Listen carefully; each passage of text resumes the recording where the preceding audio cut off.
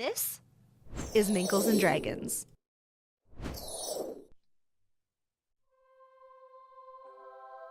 With our previous session seeing an attempt on the party's life followed by more or less the powers of friendship and the bonds of familial love, we resume our adventures shortly after bidding farewell to Tiffany's family, following a lengthy meeting regarding the future of the contract on the party's head and the role of Tiffany's career aboard the Velvet Empress as the newly appointed deputy stage coordinator.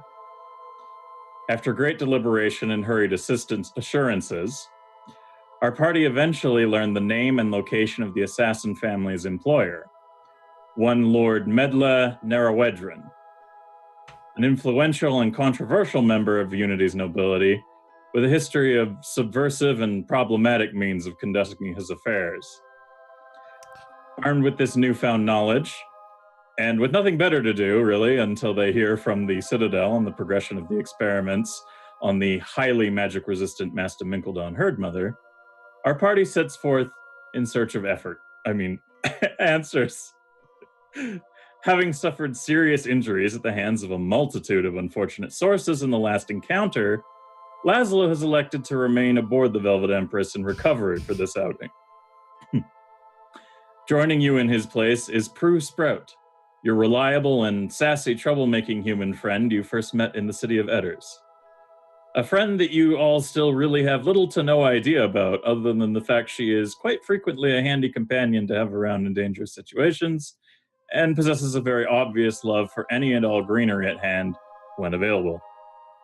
Our three protagonists set out into the capital of Unity, entering the general city core itself for the first time in their journey, until their path eventually takes them to their intended destination in the very upper sections of the city. Having traded a modest sum of financial compensation to Tiffany's family in exchange for their promise not to continue pursuing their contract on our heroes' heads, the assassin's matriarch was kind enough to share with you the address and general layout of the property with you she had memorized on her visit there. Lord Medla was astute enough when dealing with a contracted killer not to grant her an audience within his estate, leaving little in the way of interior visibility. But from what she could gather in her surveillance leading up until their meeting, was that Medla spends the majority of his time in a sizable workshop behind his property, and that this would most likely be the best place to seek him out in search of answers, away from the majority of his security forces. As the three of you approach the perimeter of Lord Medla's property, however, you come across another individual eyeing up the estate, attempting to keep a low profile. She stands at an average height for a woman, a human woman, and has a strange mixture of odds and ends woven into her dark black hair, including a mixture of feathers and pieces of decorative leather. Her green robe and gray tunic lend to her attempts to go unnoticed, but the well-worn maple bow and dark leather quiver on her back does draw some attentions. You all come to a stop before her, and she seems to make a show of pretending not to notice your presence in the hopes you might pass her by. Oh, that's you.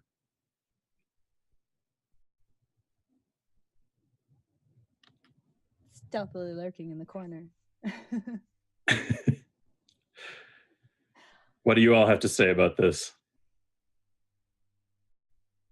I was fixing shit, so I couldn't pay attention to a single thing that just happened. So. That's I don't know if you other ladies have noticed, there's this, I think she's trying to be stealthy about it, but there's this lady over here with a bow. It's a nice bow you got there, lady. I just look up suddenly. Oh, crap. Hi. What are you doing here?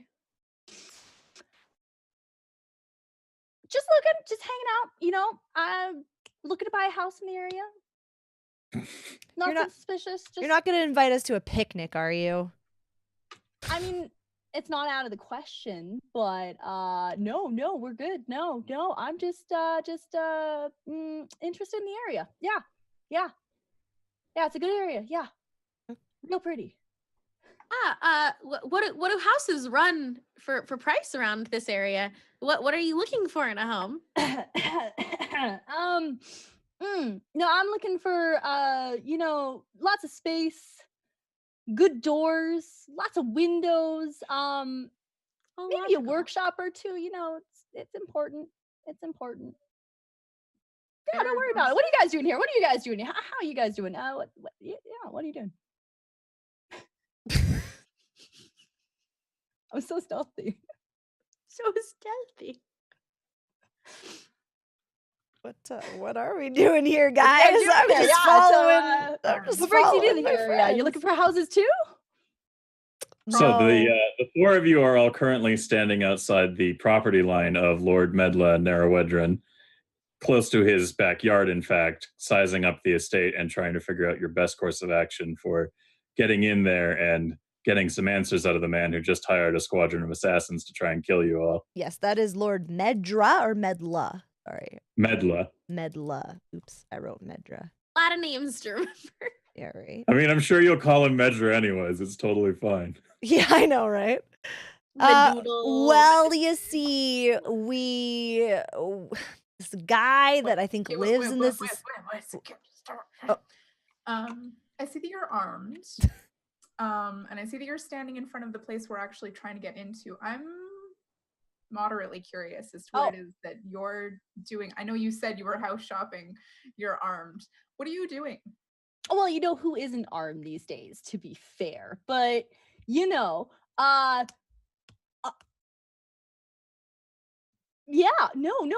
just looking for an area. I know the guy. I thought it was a cool house, kind of just checking it out, looking around, learning a lot about the property. You don't have to worry about it. It's nothing too worrisome. You know the guy that lives here? Oh shit. Maybe. No, I don't. I swear. No. Just his house. It's a good house. No, it's a really nice house. Why do you guys know him? By any chance, do you know his name or where he is at right now? By any chance? We don't. I'm suspicious of you. Outright. I know that you're being perfectly honest with us, and I'm worried. I'm sorry. I just imagined a Prue will remember that like coming up on the screen. It's a dot. Right now. Oh, all right. Okay, well that's fair. All right, so I'm not looking for houses in the area. To be honest, this guy's kind of a person, and I just kind of want to get him know him a little bit better. Is all. So just hanging out here until maybe a good time to introduce myself. How about you guys? Looking to have a picnic around the area? No, let's avoid picnics, please. Never going on a picnic again, to be honest with you. They don't end well. Well, if you're looking to talk to him, and obviously, wait, guys, I'm not supposed to tell her why we're here, right? I'm not supposed to. For the time. Is that a secret? Is that supposed to be stealthy? Yeah. Okay. Hey. Okay. Never mind. You're okay. So, never mind. I won't tell. Well, now I'm suspicious. If that's okay. I think that's fine. Yeah. That's understandable. Okay. So a question, hypothetical for you. While we're just standing out here talking about real estate and armaments. Yeah, real estate. Yeah. If we were to scale this outer wall and go in there and try to harm, hypothetically, the person who lived here, hypothetically, would you attempt to stop us from doing that? Well, hypothetically, I might just tell you that it happens that one of the walls is actually pretty okay to get over. If you got a little free running. Hypothetically. We're not talking about like, no. Only in hypotheticals at this point, obviously. Yeah, no, we just want to, just have a good chat. Yeah, no. So. No, hi. Okay. You don't have to worry about that part. But, just in case, my name is Deirdre, I guess. That's not suspicious to tell you guys that, so. If that is your Deirdre. real name. Deirdre? Deirdre. It is Deirdre. I guess. Deirdre? Deirdre. No. Okay. Yeah. Like Dear Drake. Like a deer, and Like a then deer. like Dre. Like deer. Dre. I don't have an Dre. analogy for Dre, but I mean like a deer. You can just call me deer if you really want. We can just go with that. That's okay. I remember a penniless sitar player once came into town, and I think his name was Dr. Dre or something like that. We'll go with So- that. Okay, yeah, Dear okay, Dre. yeah. It's like we're addressing him in a letter. Dear Dre, Yeah. how I loved your I music. am the doctor of deers, I guess. in this Okay. case. Okay, gotcha. Okay. Yeah. Great. That's not suspicious. Tell my no. It's not a suspicious name. No, hi. No. Yeah, no. I'm No. just hanging out here. Yeah. So hypothetically, yeah, just trying to get over that wall, guys. Yeah, hypothetically. Okay. Yeah. Okay. Mhm. So, Does that mean we have way in? yes. I think Yeah. now. Yes. I'm not saying yes, Pretty sure. but I'm not Just- saying no. Just like 1 minute. Give us 1 minute, ladies. Come here. Just everybody. Yeah. No. Mm, No mm. worries. Yeah. No, I'll be over here. Yeah. I think, and correct me if I'm wrong, you guys tell me if you're feeling something different here. I think this person might be here to do the exact same thing we are, but with a bow and arrow. Mm. Yeah. I mean, we've always been a little too trusting of people. We really have, yes. Yeah, like it's been a problem in the past, but for some reason I just really feel like you're right. And I think that she's probably going to want to Yeah, she leaned in on that hypothetical like hard. She got it. Hard. We should- So I think Yeah, fuck it. We got our weapons. We're Yeah, we're real good at fighting. so Sure. good at it. Time and time again, we've just really conquered yeah, the we've proved- battlefield. Yeah, let's trust her. And I'm sorry, what did she say her name was? Deirdre? Dr. Dre. Dr. Dre, I think it was. Dr. Excellent. Yeah. Okay. Okay. Dr. Dre. We're gonna scale the wall. What? Do Sorry, wanna you come mean? with us? Yeah. Yeah. You're gonna. Okay. Yeah. No. Yeah. Dear doctor. We're gonna scale that wall. We're gonna do it. Yeah, We're let's gonna do Okay. it. Okay. Yeah, Cool. let's do All it. right. So theoretically, You should go We're gonna do it? first, I think. okay. Do you want to go first? I guess I could try this. All right. No, we're gonna do this, but we do, not really know this guy, so let's try to be as stealthy as we can. Just in the interest of being good guests on his property. That whole thing. Yeah, Okay. that's fair. And, All right. and Keefe, I'll give you a boost up. So just to reiterate, you guys are just gonna jump in there in broad daylight, not potentially waiting to the night or like casing out anything. We're gonna or parkour. Nah, that we're wall. fucking. Yeah, right now. We're not like anything. master No. of sneaky here. Clearly, Just- nothing suspicious at Just all. gonna clear the fence and There's bushes Go on the for other it. side. How we die. This is it. it's, you Yeah, don't no, want we're- to.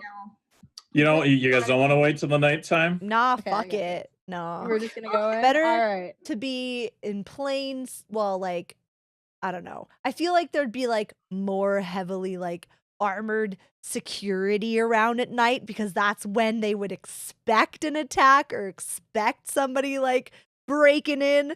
So we're being really stealthy by actually doing it in broad daylight when there's probably less security around. All right, Yeah. cool. So just what are you doing right now? What's the Alright. what's the plan of action to get So into we're gonna this? go over one of the walls. Okay. It doesn't matter which. All right. We're gonna go over one of those walls, presumably. Well, here, let me make things a little easier for you. I'll put everybody on the map, Ooh. and you can see what the actual layout of this backyard kind of looks like. Heck yes. Okay, let me make it a little bit smaller so we can see every. That's such a cool. And obviously, the interior of the back area is hidden to you, but you guys can kind of like case it out, figure out a way into the building. But this is the general sense of the area that you're looking at right now. So pretty open. Pretty open. Okay. Yeah. Right? No bushes. Yeah. No So there's- bushes. No bushes. There's one wall behind that's a little closer to the warehouse back there, but unfortunately, what isn't shown is that's back wall is basically connected to another building. So you've got like the left or right sides you can choose to come in from easily, but there might be other ways you could approach it if you give it some thought. So All right. is the building just a single story? No, it's actually, so if you look at the tiles, they're larger because the building that this backyard's connected to is a really freaking tall, like 3-story kind of mansion. But that's just the part of it you can see because you're only really concerned with the assassin matriarch lady. She basically told you that when she scoped the area out, Lord Fancy Pants McStupid name, he comes out into the back and goes into his warehouse a lot. Like his like backyard workshop is like where he spends 90% of his time, to the point that she was kind of like, why the hell doesn't he like come out more kind of situation. So that's like where you figure you'll find him the most. Suspicious. And right. all along those signs where that cobblestone is. Oh, I actually can't. But that's all wall. Right? So like, yeah, the whole border around the grass, that's all the like high walls. They're quite high. Okay. But wait, we've already scaled the wall? Because I see our little I think we're icons chilling there. outside still. You're Oh, about okay. to scale the wall. I was just making sure that you guys had all the facts of your area before you went through with all that stuff. Gotcha. So broad daylight, ladies, or are we gonna stealth mode this? Because obviously my specialty. Yeah. Scaling them walls like a stealth. Yeah? I mean, yeah. Have you seen this you said you've seen this property before, you kind of know it. So yeah, yeah. Yeah. Kinda, yeah, I guess. Yeah. So I'd say like we should follow you. We're gonna do this? Okay, we're gonna do this. All right, broad daylight. All right. On like a scale of 1 to like intimately, like really very familiar with this property, would you say you're like a 1 or like I've lived here before? I would say I'm like a healthy, been sitting in this spot for a good day sort of know it. Excellent.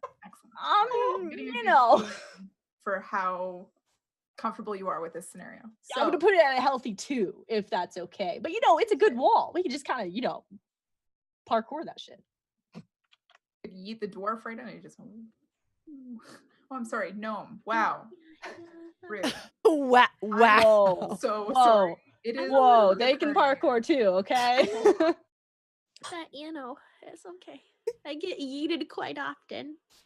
How about like I said, I give Kiwi a boost, so maybe Dre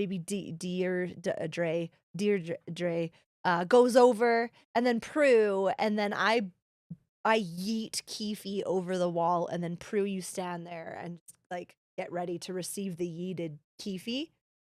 So you just can like grab her just in case, and then I'll pop over after, because I think it's a pretty big wall, but I think I could like one yeet over it. We'll yeah, don't worry. We'll get this as a team. Okay. All right, Okay. cool. Okay. Okay. So I'm gonna scale that wall. And you guys are gonna follow. Okay. Yeah, cool. yeah. So We are. I'm gonna just walk up to this wall then. Okay.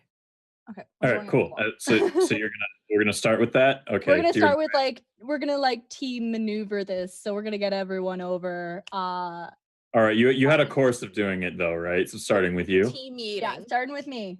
Okay, cool. I want you to roll me a d20 at like a +4 to see if you can scale the wall without any issues.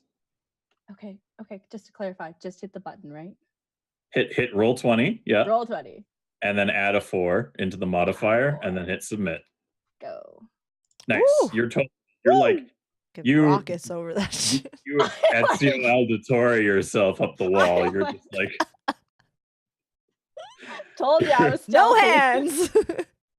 And you get up on top of the wall, and as you kind of like climb up on the wall, you can hear a voice come from the top of the roof of the building that's kind of like this is connected to, and you hear a voice kind of like go, "Hey, the hell are you doing?" Okay, I'm still on top of the wall, right? Yeah, you're standing on this like narrow wall, like kind of balancing on it. That's real awkward. I'm gonna shout from below.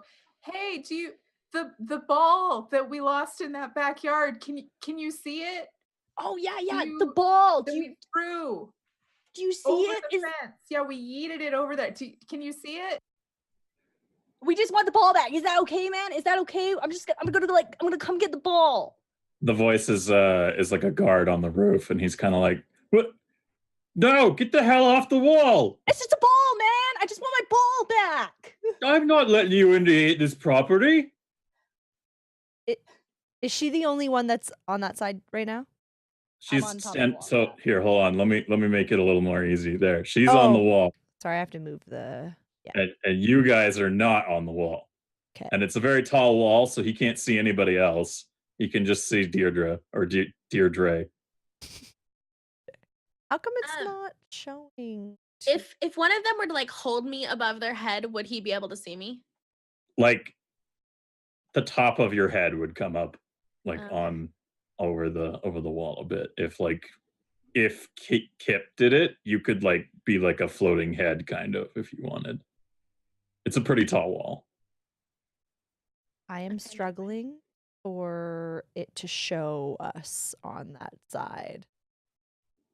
Oh yeah. Yeah, it's not letting us, like, no matter how zoomed in or out I go, it will not show everybody on the side there on the left. Oh, hold on. Is it because your thing's cut off a bit? Did that fix it a bit? Sorry guys, one moment. It just like, so if you hold down Alt and use your scroll wheel, you can zoom in with that, and then if you do the bar at the very bottom, all the way to the left. Oh no, oh god, what? Holding Alt and scrolling is not a good idea. 1 second, I gotta get back into the game. Check, please. Exclamation mark tech. Okay, let's try this again.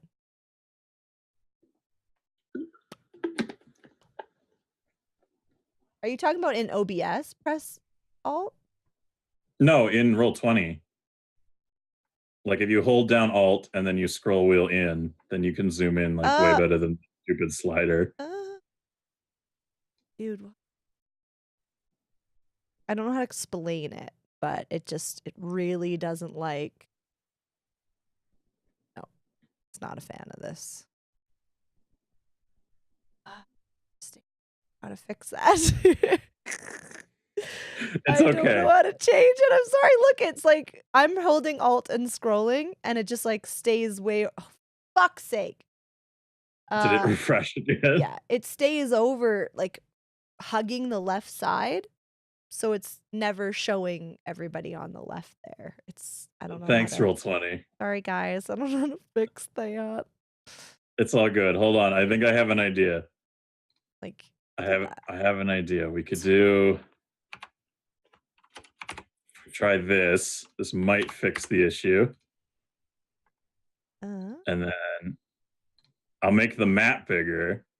Okay. And then it'll be like, oh my god, there's more space for me to move around. Oh Christ. Okay. Please. Oh boy. Awkward.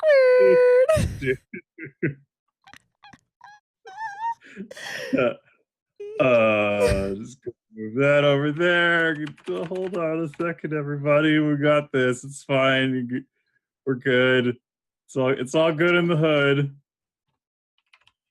And we put everybody back, and then we reset this, and we go boop. There we go. Now we can see everything more or less again. Oh, there we go.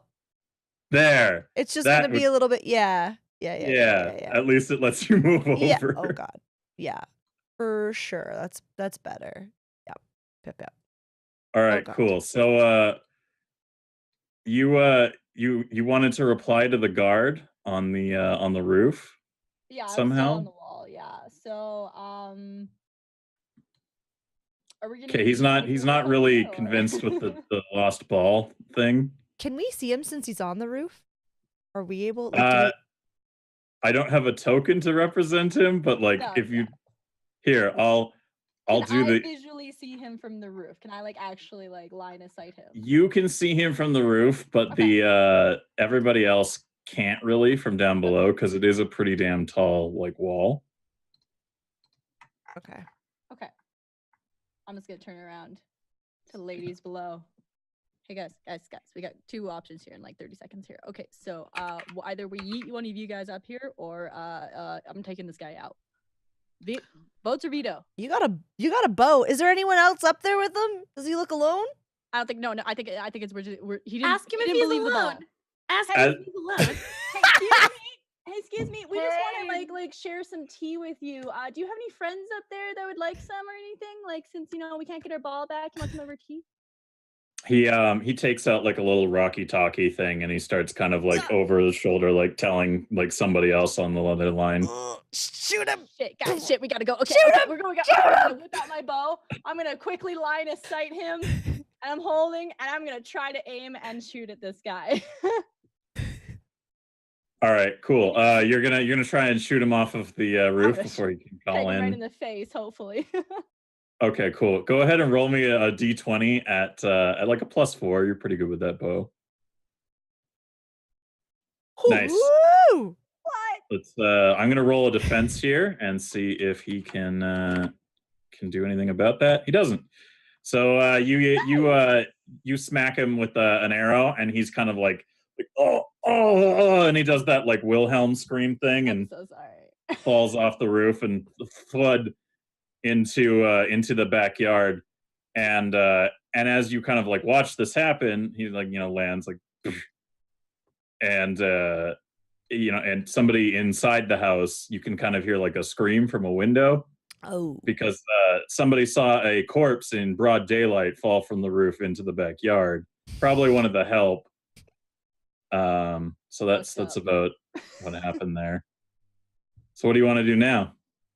Okay, guys, we gotta do this fast. Okay, Prue, Just Prue, start get on up shuffling there. each other. Let's go, throw him over. I'm heating up. I'm gonna just gonna scale that wall. All right, Prue, do you want to do a normal roll on that? Oh, you did do a normal roll on that. Okay, cool. You did it. You got up on that wall. Okay, I gotta get Keefe. Keefe, come here. Okay, are you ready? Boost up. Step on my. Ready to catch him. Good. Okay, ready? Okay, I'm gonna hold. Make sure you make it. Okay, we got this. You ready to receive the yeeted, Keefe? I'm ready for the yeet. Okay. See Send my the yeetness. Okay, I'm gonna hoist her up. I don't have to roll for that. Everyone roll me unmodified d20s, and as long as there's no crit fails, we'll be fine Oh here. God, I'm so scared. Oh thank God.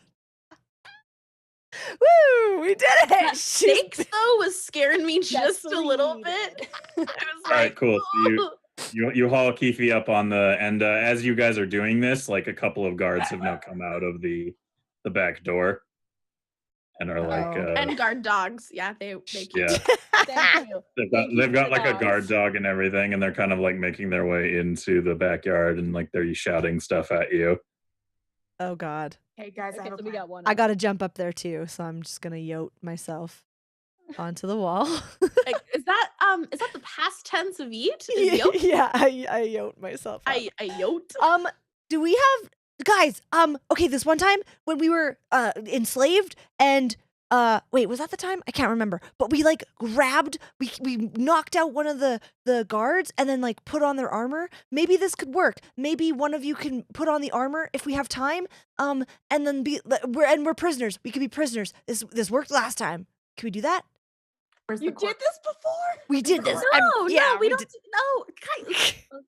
Guys, they're coming. We gotta yeet. Come on, everyone yeet. Let's go. I'm gonna put on the armor. I'm gonna try to put on the armor in time. Did we not turn out the other ones or no? No, that's 3 guards They're coming on their out, and one of them has way. a dog with them, and then there's 2 more coming out the back, and they're looking. They got weapons drawn.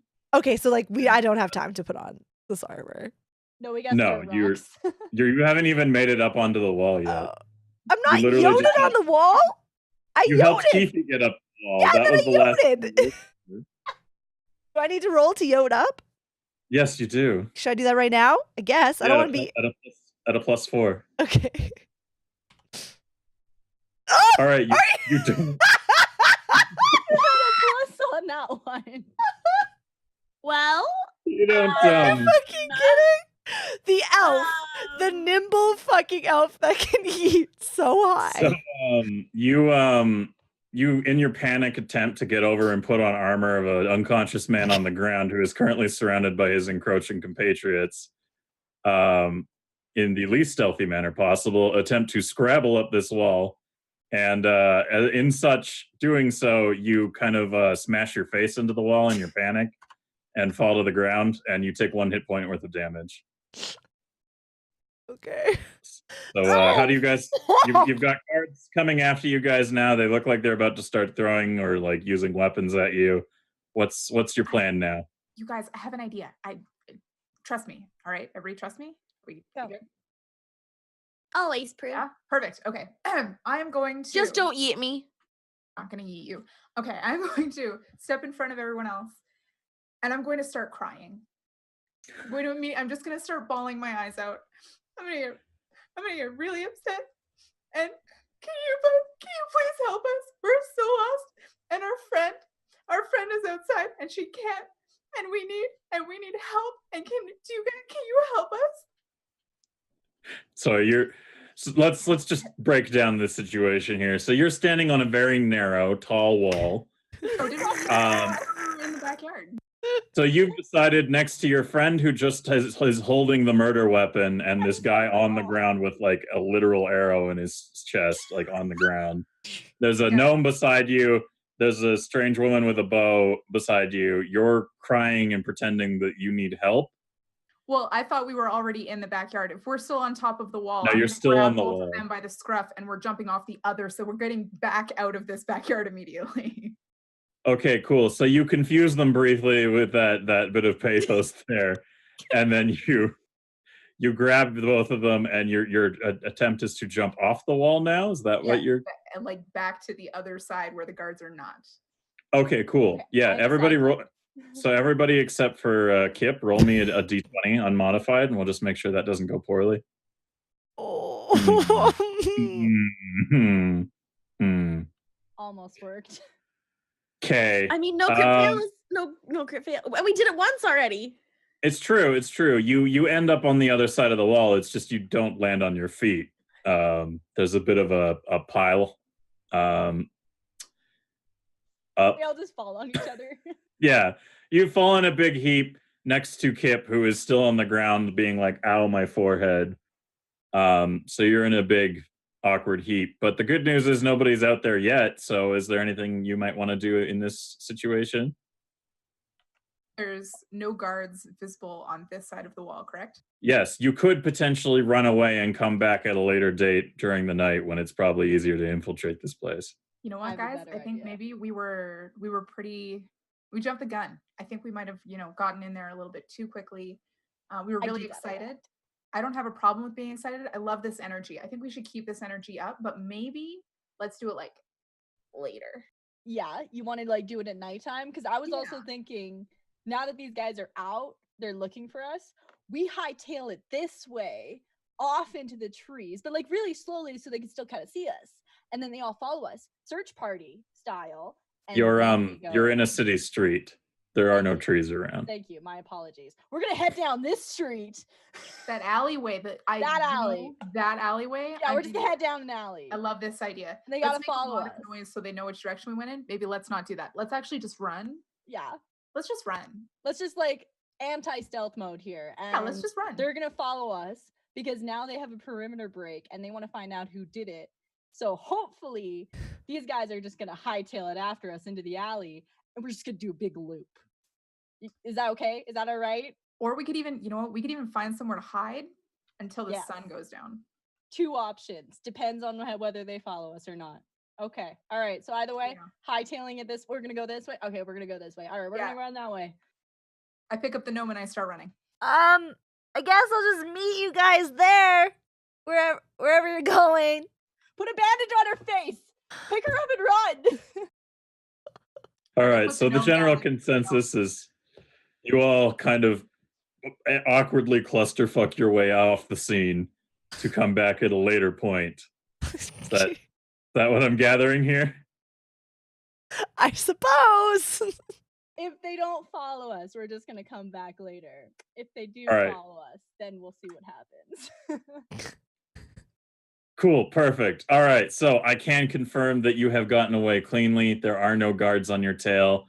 They're a little preoccupied with trying to get organized, and you managed to slip away and give them the shake. And the four of you are now kind of like in an alleyway far from the area. It's still kind of daytime. Do you want to maybe come up with like a plan of action First. to go back? Okay, guys? Can you all be really honest with me? Is my nose okay?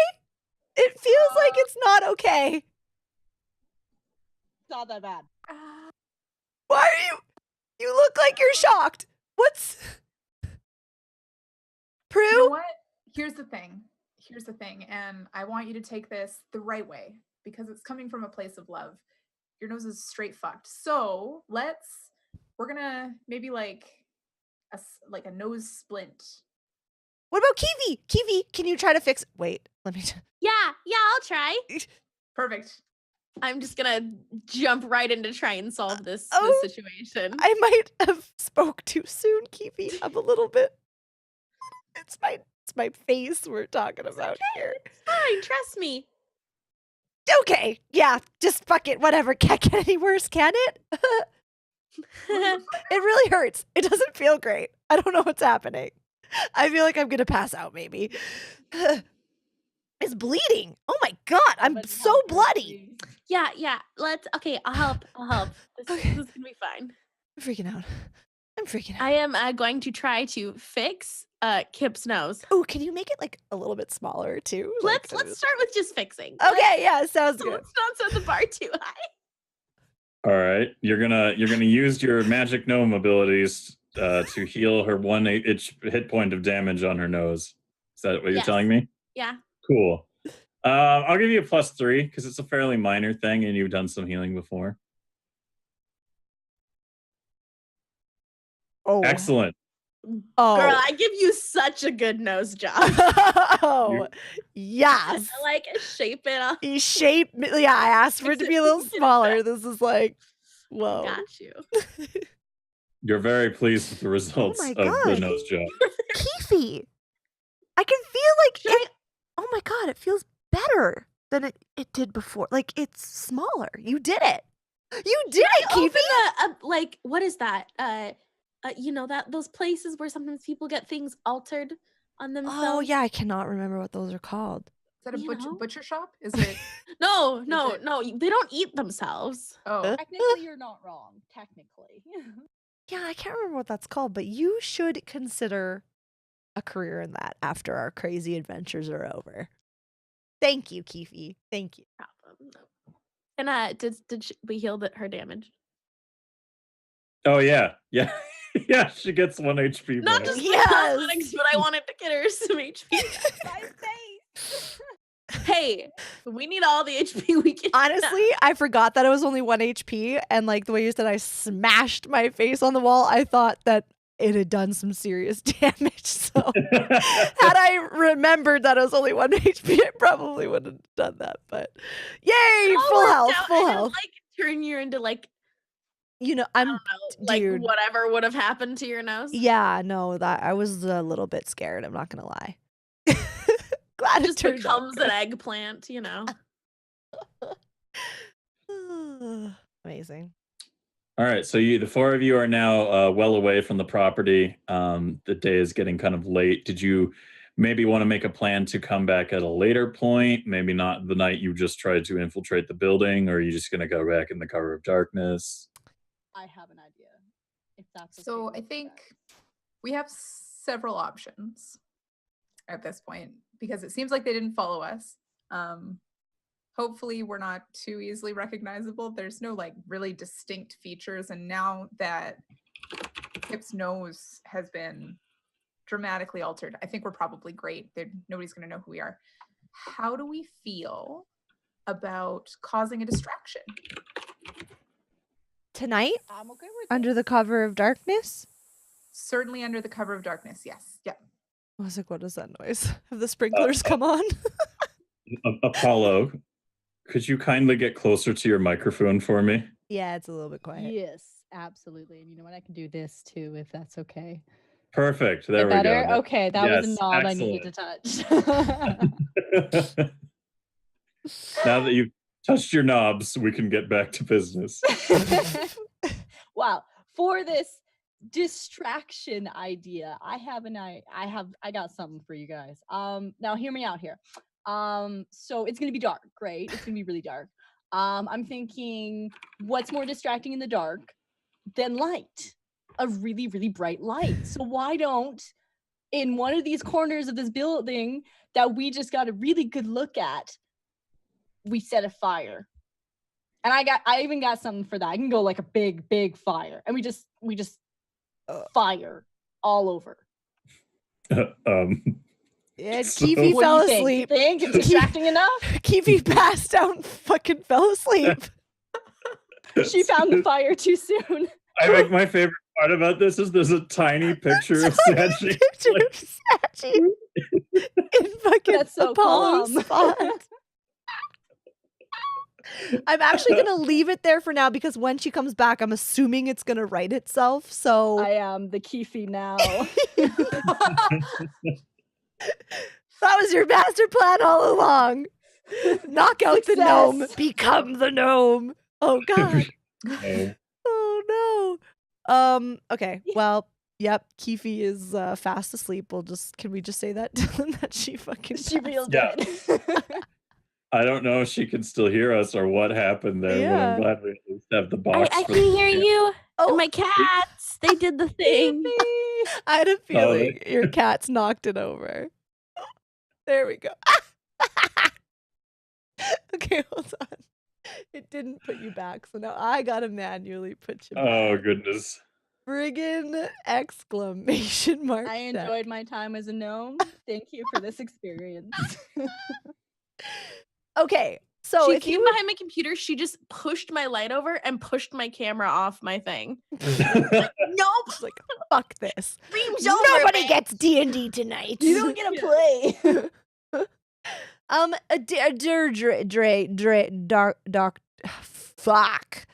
Dre. What? Can I just call you Dre as like a You nickname? just call me Dre. Oh, That's awesome. okay. Okay. Yeah, no, I'm okay with this. Um, Or even doctor, since we're on this I don't know what roll, happened there. Keefe like kind of passed out for a second, so I didn't quite hear. What did you wanted to do something with fire?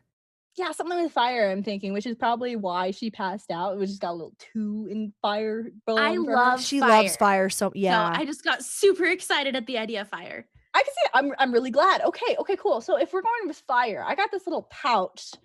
My dad gave it to me ages ago, but I got this little pouch just full of a little bit of gunpowder. So I'm thinking, little sprinkle somewhere along the wall, somewhere like real far off from where we want to be. Just kind of like throw that accelerant down, a little bit of flint, a little bit of steel on my knife, and distraction. What do you think? Burn that place down. Except not because I like the real estate. Burn it down, but not because you like the real estate. Let's You just can say it's gonna be real rebuild. distracting. Yeah. Sarah, why don't we zoom out the map a bit so we can get a full scale of like where you guys are thinking of like approaching this this shenaniganry from? Dude, the map is not happy with So if I'm understanding the Today. map correctly, that terracotta at the bottom is another building, the main building, correct? Yeah, so that down And- below in the south, those shingles, that's like the roof of the main building. It's just a small segment of it. It's a very large Okay, yeah. building, more or less. And then just the garden and then the workshop that we have no information for the interior of. Okay. Yeah, you can see the exterior. You can see that maybe there might be some like roof access. There's a couple of windows on the sides that are like you can't see into them. I am done with technology tonight. I will have you all know that I am friggin' Dunyan rings with tech. Okay. Okay. Okay. Okay. Okay. Uh, Uh, Is that as much? Is that good? Just as long as we can see the building up north, that's fine. Okay. The black area. Yes, the building you can't see inside of because it's hidden by the. Okay. Okay. Gotcha. God damn. Excellent. If I do this thing, sorry, you can see that thing, right? Yeah, we can see your ping. Nice. That's all I need to know. What are the white things on the side where there's like 3 white those are bars? windows. Windows. So there's 3 Yeah. windows on the left and 1 window on the right. Yes, it looks like the 3 windows on the left lead into one large room, and the one on the right is like a smaller room, and then there's also a front door to the building. But there's also a couple of like roof vent accesses. In fact, you can see on the left side where those 3 windows are on the roof, there's actually what looks to be kind of like as if somebody had like a garage door on their roof. So like it looks like it kind of opens up and something can go in and out of it. Suspicious. Do we want to go through that? I'm thinking if it's kind of like a skylight situation, we just hightail. We repeat the sort of same plan. Get back on that wall, get our butts back onto that roof, and then just kind of skylight. And then we just kind of set our fire somewhere around there. Big fire. Do you think they've replaced the dead guard on the roof with another guard on the roof? I'm thinking probably. Yeah, I'm thinking they're probably looking for a non-dead person on the roof. Yeah. They probably haven't had time to pay respects yet. So In my opinion of these. I mean, I assume they're living in such a nice place that they must be quite respectful or civilized, or have funerals for their dead soldiers. That's fair. Assuming they weren't just hired hands, probably. Probably. So we're still. I don't dislike the fire idea. I'm not saying we don't do fire. I'm wondering if maybe we can't sort of hone that idea into something that we could use to draw them away from the house prior to us getting maybe onto the roof. I don't know that they're going to take the person off of the roof. We might have to kill another roof guard, but I'm okay with that. Prue, you might be onto something. We can add fire and your idea. What if we set up outside of the walls a little ways away a giant bonfire that will draw the guards out wondering what on earth is happening out there? Who's got a giant bonfire? Maybe they have mead to share and they're interested. And we could draw them out with the big giant fire. And while they're going toward it, we can like sneak around the back, yeet over the wall, and go in through the skylight situation. Maybe. Are they going to leave their posts? They might not leave their posts, but they will be looking, hopefully, right? Like a moth to the flame. How nice does fire look? They're going to be looking over there. They're going to be distracted, I think, maybe, possibly. And some might go check. But, if they're looking like if we put the fire to the east of the house, a big giant fire, and maybe somehow we could have like loud noises. I don't know how. Maybe Keefe could do something where there's like noise distractions. Yeah, like what were those called when I was a kid? The elves would set off sometimes fireworks or something. Maybe we could get some fireworks going on. Those are really pretty, right? And then it's never been really good with tactics and battle strategies, but I think that would be a good distraction. And the guards would be looking at it. Even if they don't leave their posts, they'll be looking at it. If they look to the east, we can come in from the west. It's going to be real distracting, that's for sure. Yeah. I have now, this was just based on the 3 seconds where we were on top of the wall. We shot one of them. They fell off of the roof. Immediately, there were like 6 of them outside and they had a dog. Right, the dog. They seem like they might be professionals. I could be wrong. I have never been a guard, but they seem like they've got like a strategy or maybe some, I don't know, some good work ethic. I'm concerned that they won't leave for that. But you we don't might think be they're able to gonna find look? something else. How about we just light your arrows on fire and you can just launch them over the wall blindly and maybe we'll make them think they're under attack or something, and then we'll sneak around to the back and we'll jump over the wall and get in. So like a fake siege sort of thing? Yeah, fake siege. Make it look like we got more people than we actually got here. Flaming What arrows. if we hire some people? Higher. I mean, or Ooh, we could just be boy. super sneaky and just try and like sneak in the darkest corner over the back wall or something. Well, there is a mercenary company employed by you aboard your ship. Oh, that too. Ooh. What? What if we actually just siege the mansion?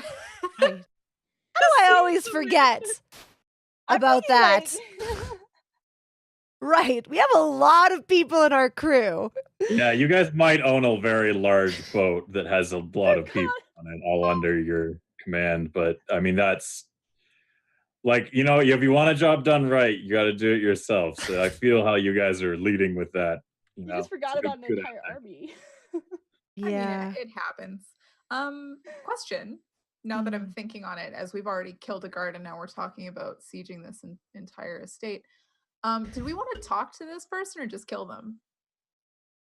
Well, it seemed like the best thing to do here was to get information from this man about why he wanted to kill you with an assassin family. Could we just try talking? Instead of just, rolling up all ghetto like, just the streets, motherfucker, and then gatting him and leave no results in the end, I mean, Dr. he Dre would do hired that. people just to get us. So we got him? Yeah, but like, do we know why? No, you don't know why. That's why we're here. We're trying to find out why. Well, you guys are here to find out. I'm just checking out real estate. Oh yeah, weren't we not gonna tell her what we were doing? What was that about secrecy? We trust her. It's fine. She seems legit. We've never been betrayed before. She us over the wall. We've bonded forever now. Whatever her true reason for being here is, I think she would have killed us by now if she wanted to harm us. Yeah, she's pretty good with that bow and arrow. From what I've seen. Yeah. So, if we're adjusting perhaps to the idea of speaking to this person, could we perhaps employ one of the people on the ship to act as like a messenger and bring them like a super cool note that's like, hey, we're in town, you seem like a really cool guy, we have a lot of money that we want to give you, do you want to come hang out with us for like a coffee date? Are we asking him on a date? Yeah, because we're a bunch of ridiculously attractive women that he wants to murder. I mean, he doesn't tell him who we are. I think that's probably a bad idea.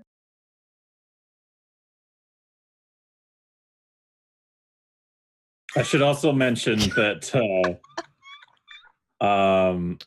Lord Medla is very old. So, age is but a number. All right. Hear me out on this one. I'm thinking if we set fire to the main building, or at least just like a little corner of it, it's still enough of a security breach that all those people are going to go over there to make sure that property is okay. So we literally just like that little corner. And then that means that old guy's not going to go running to go put a fire out. He's going to stay put in that warehouse, but he's going to have less guards. I don't know why we dislike just sieging the whole place with our friggin' army that we forgot we had. Fire. I've never been good at stealth. And we don't just want to kill the guy, so we probably don't just want to siege it. We don't have to kill. It's our army to command. We don't have to kill. Just intimidate with larger numbers. The larger numbers typically win.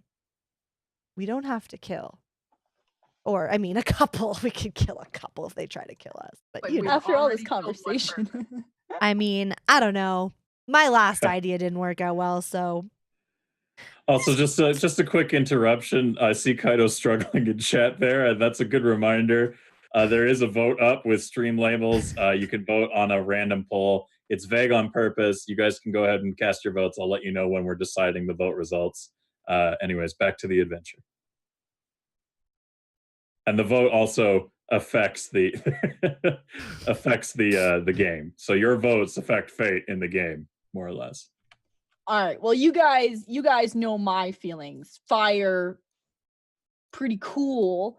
So I hear you got an army. That's pretty cool too. What do you guys want? You want fire, flaming arrows? You want fire, general building? Or you want like fire, like straight up, just throw people at them? Either way, fire. I feel like you like fire more than Keefe does, which is shocking. I don't think I've I ever like met. her a lot. I really like. fire. Yeah. She seems like someone that I just want to run into this garden. I just want to light each of those plants on fire. Just the whole garden. That's an idea. See, distractions. Either way. I like her. She's got good things on her mind. Just a question, Dylan. Hypothetically, if we did want just to like clear this possibility out of the way, if we did want to use the mercenaries on our ship, are they around / available? Is that a possibility, or are they, doing other mercenary things? Yeah, if you wanted to put your little mercenary army at the front, kind of keeping them on edge, distracting at the front of the house, pretending to try to get in, while you guys snuck into the back and went into the workshop, that would totally be workable. We could light at least one fire with this. Yeah, I mean you can say fire is totally permitted. Fire and siege. How do we feel about that, team? Fire and siege. We'll sneak around the back, make sure we'll light a little bit on fire, and we'll just take them from behind. Fire then siege. Either way, fire. We're good. Okay. Yeah, I mean, I'm down. A little bit of both sounds good, and taking them from behind for sure is just both is good. Brilliant. Both is good. Yeah. I think this will actually work. I think this is gonna work. So are we pro slaughter with our siege? Is my next question. We're pro reinforcements. We'll see what happens. We'll just kind of show up, set a fire, come near the back door, see what happens. We're just saying hi. Just want to chat. Have some tea. Yeah. With like 80 mercenaries. Don't worry about it. I mean, I don't see how this could go wrong. We should do it. Yeah, for sure. For sure. All right, so explain to me the course of action that you want to do for this here. All right, so we're gonna one of us, it's sounding like Keefe or I, are gonna set a fire. We're gonna start with fire because that sounds fun. We're going to set. Keefe, would you like to set a bush or a building on fire? What do you want? I mean, those bushes just look like, torches ready to be lit. All right, we're gonna kill the flowers, every one of them. Okay, so we're gonna start with the flowers. We're gonna set the ones closest to the building on fire. So you're gonna set the fire. So this is the backyard, not the front of the house, and you're going to set This is the front. The flowers on fire in the backyard to attract attention to the backyard. Because they're going to the front. I thought the flowers were in the front of the house. No, this is the backyard. Okay. Oh, so you want to set fire to the flowers in the front. So all right, so we're going to set fires. Anything in the front. If there's flowers, if there's like a fence, if there's a person, just set them on fire and we'll see what happens. Just something needs to be lit on fire. Just like anything except a cat or a dog. All right, why don't you guys break this down for me like Ocean's 11 style? Like, what's your plan of attack here in order of our actions? Okay. So step 1, we're gonna go get our mercenaries. Okay. Collect them. Good idea. We're gonna bring them back. All right, sounds good. Then we are going to send our fire starters, our twisted fire starters, to the front of the house, where they will light the beacons. Gondor requires aid. And then we are going to go around the back. We're going around the back door. Now it's us. So our twisted fire starters and the ladies here, the T team, are going around the back. The mercenaries are going to be at the front, causing some shit. Preferably killing some people, so long as they're not old people who look like we won't want to talk to them. Don't really care who they kill. We go around, again, us. around the back. We're going to go up over the wall into the skylight and get into the house and hopefully find, the warehouse. Yes, the warehouse. And find the old dude. The old dude might be in the back because I think we heard that he spends 90% of his time in the back in his workshop. So that actually should work pretty well because he's probably not going to come rush to see what's going on. So I think it's a really good idea that we go in the back. We might not even have to go inside. He might be out there. So exactly. Yeah, Exactly. it's a good idea. I like this idea. So fire. Yep, fire. Yes. All right, cool. And are you going to do this tonight, or are you going to do this like later on? Like, what's your timetable? Tonight, we're good. How long is it going to take us to get an army of mercenaries back to this mansion? Well, it's about the afternoon right now. You guys have the ability to communicate with them kind of like remotely through your walkie-talkies, as we call them. So you could definitely just go ahead and be like, hey, we need you here at this place to do the thing. How are you guys feeling tonight? Do you have some Should we plans? do that? Yeah, I think a night would be a good idea. They're still probably wondering what happened with us earlier at our very poor attempts to get in. So let's give it a little bit of time, let them calm down a little bit, and then return at night. Good idea? All right, yeah, that's a good idea. So your plan of action to going into this building is to coordinate with your mercenaries from the ship, do a distraction assault on the front of the building where they just kind of like hold the attention of all the security forces in the building. You guys sneak around into the back yard and infiltrate the workshop and try to find Lord Medla Narrowedrin. Yeah. Right. Sounds about, some instant fire stuff. Yeah. So Keefe and I with some mercenaries out front, and then you two ladies with some mercenaries out back. Sounds like a party. Oh, you guys aren't coming. Yeah, We're not no, all. It's probably. I want to go with them. We'll meet up. We can meet up. Yeah, we can come along. Yeah. All right, cool. Don't worry about it. All right, and now we can simulate the process of all of this coming together by taking a break. All right, step one. All right. Pyromancers. Yes, so we rejoin our our would-be infiltrator group here, kind of hanging out front of the house of this person, this rich mofo, and you guys are hanging out with your mercenaries. You're kind of coming up with a plan. How do you want to approach this course of action? You have Roland Hearthscale himself here with you, along with some of his buddies, and Dolan has come along for the ride because he thought, this will be fun. Yes.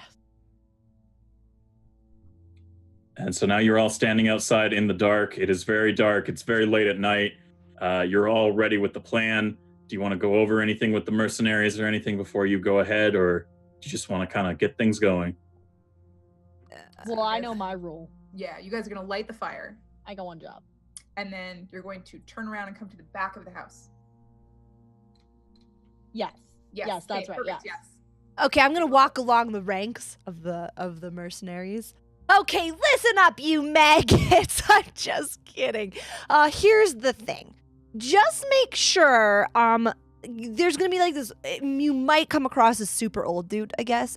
We don't want him dead. You can intimidate and stuff, but like, please don't kill him. We need to know why he wants to kill us. And just like, last. What's that word? Don't kill on sight, just unless you're about to die. Defense, kill, but we're trying to make this relatively peaceful. Just look, menacing and scary, and try not to like kill everyone, okay? Because we don't really want that. We just want to be intimidating here, right? Right, guys? We're just intimidating, right?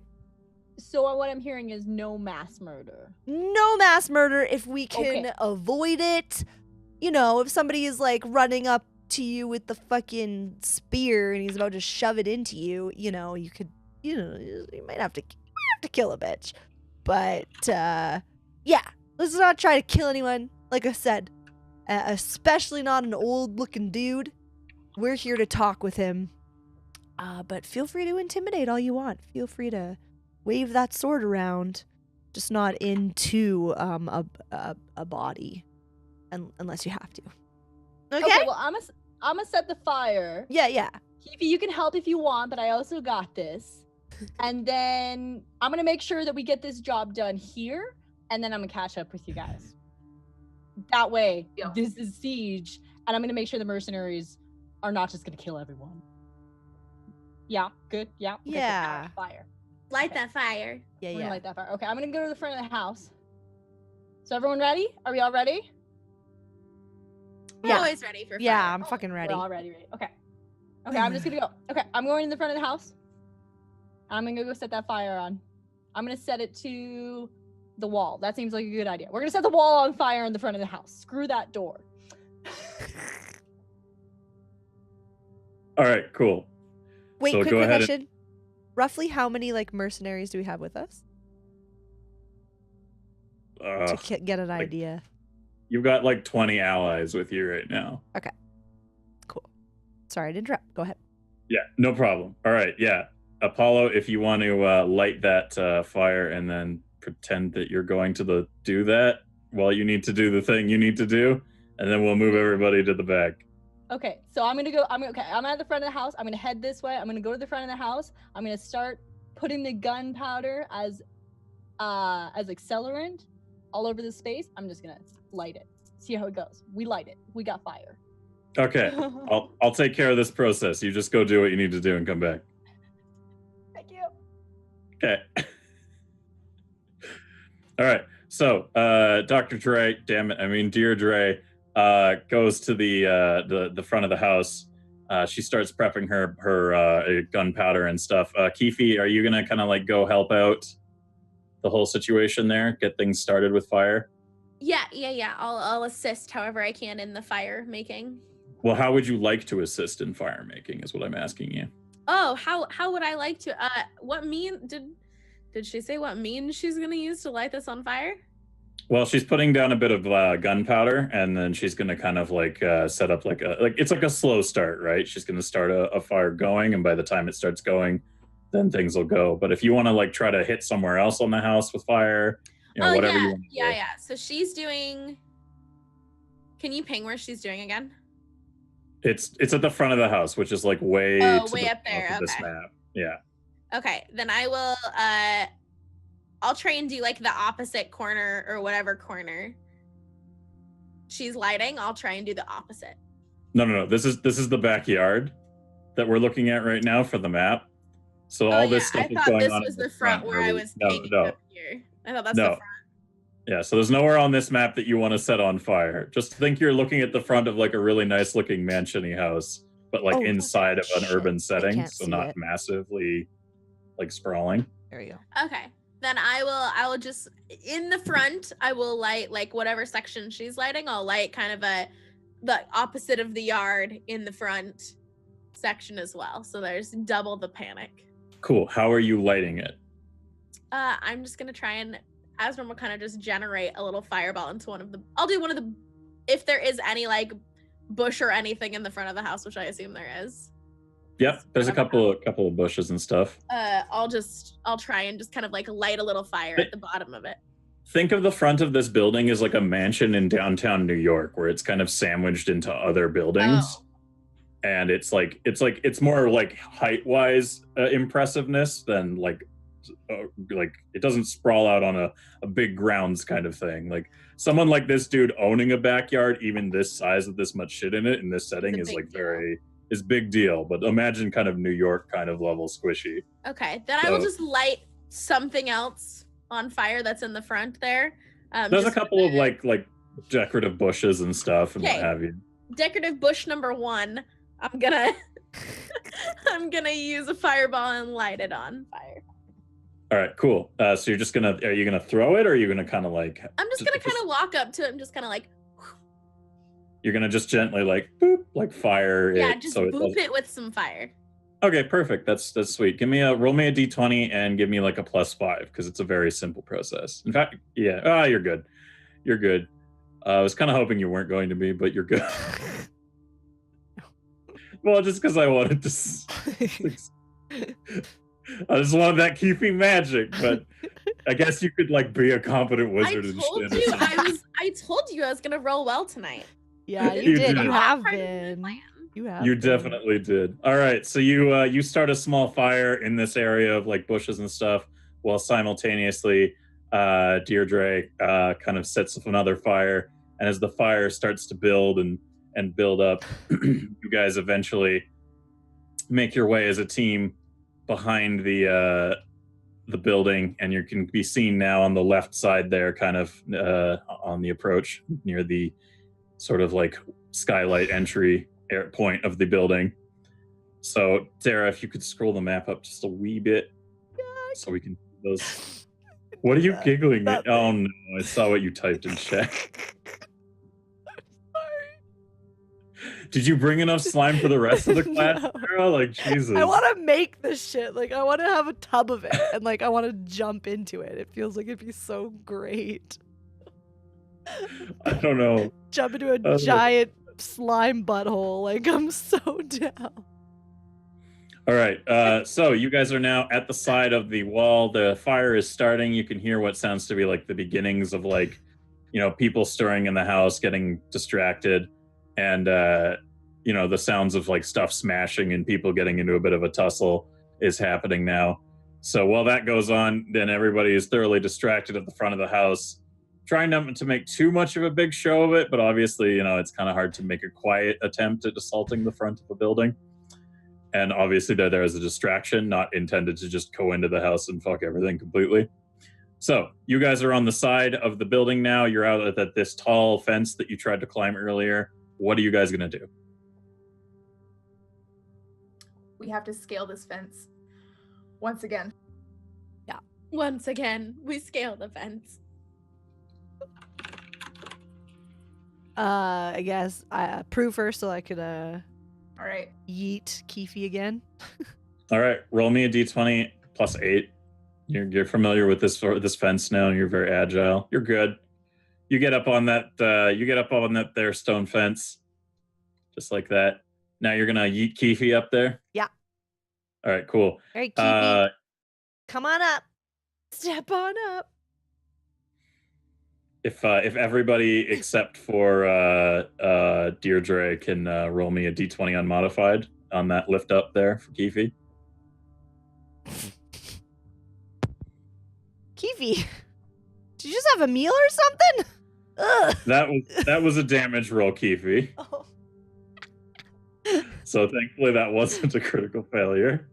There we go. And But that's 6 though. Can you roll me an unmodified d20 as well, just real quick there? Keefe, why was this so much easier earlier today? Do you have to poop? I really Wow. do. All right, my well, nobody God. critically failed that, and it was a team effort, so it wasn't going to fail, but man, was it a fucking absurd show with these rolls. With a 7, a 6, and a 5 counting down. Yikes. It's a real awkward, there's a lot of like, please don't touch that area experiences going on. Like, I'm sorry, I'm just trying to get you up on the fence kind of situation. Keefe feels a little flustered after the whole experience, but she's up there now. Sorry. Took a little pretend damage. It's fine.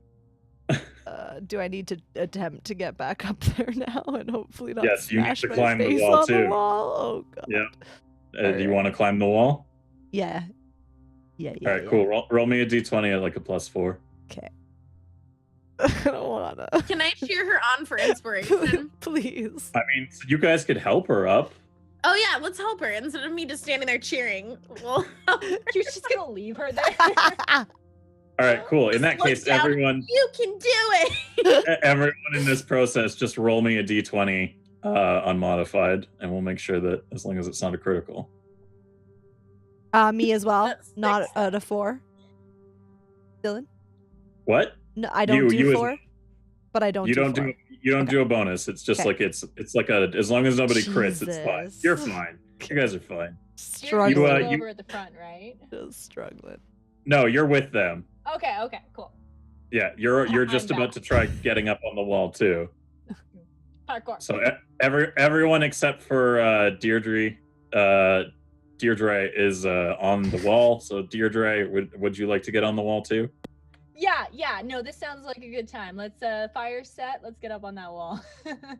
All right, cool. Do you guys want to help her, or do you want to are you doing this on your own kind of thing? I would offer assistance.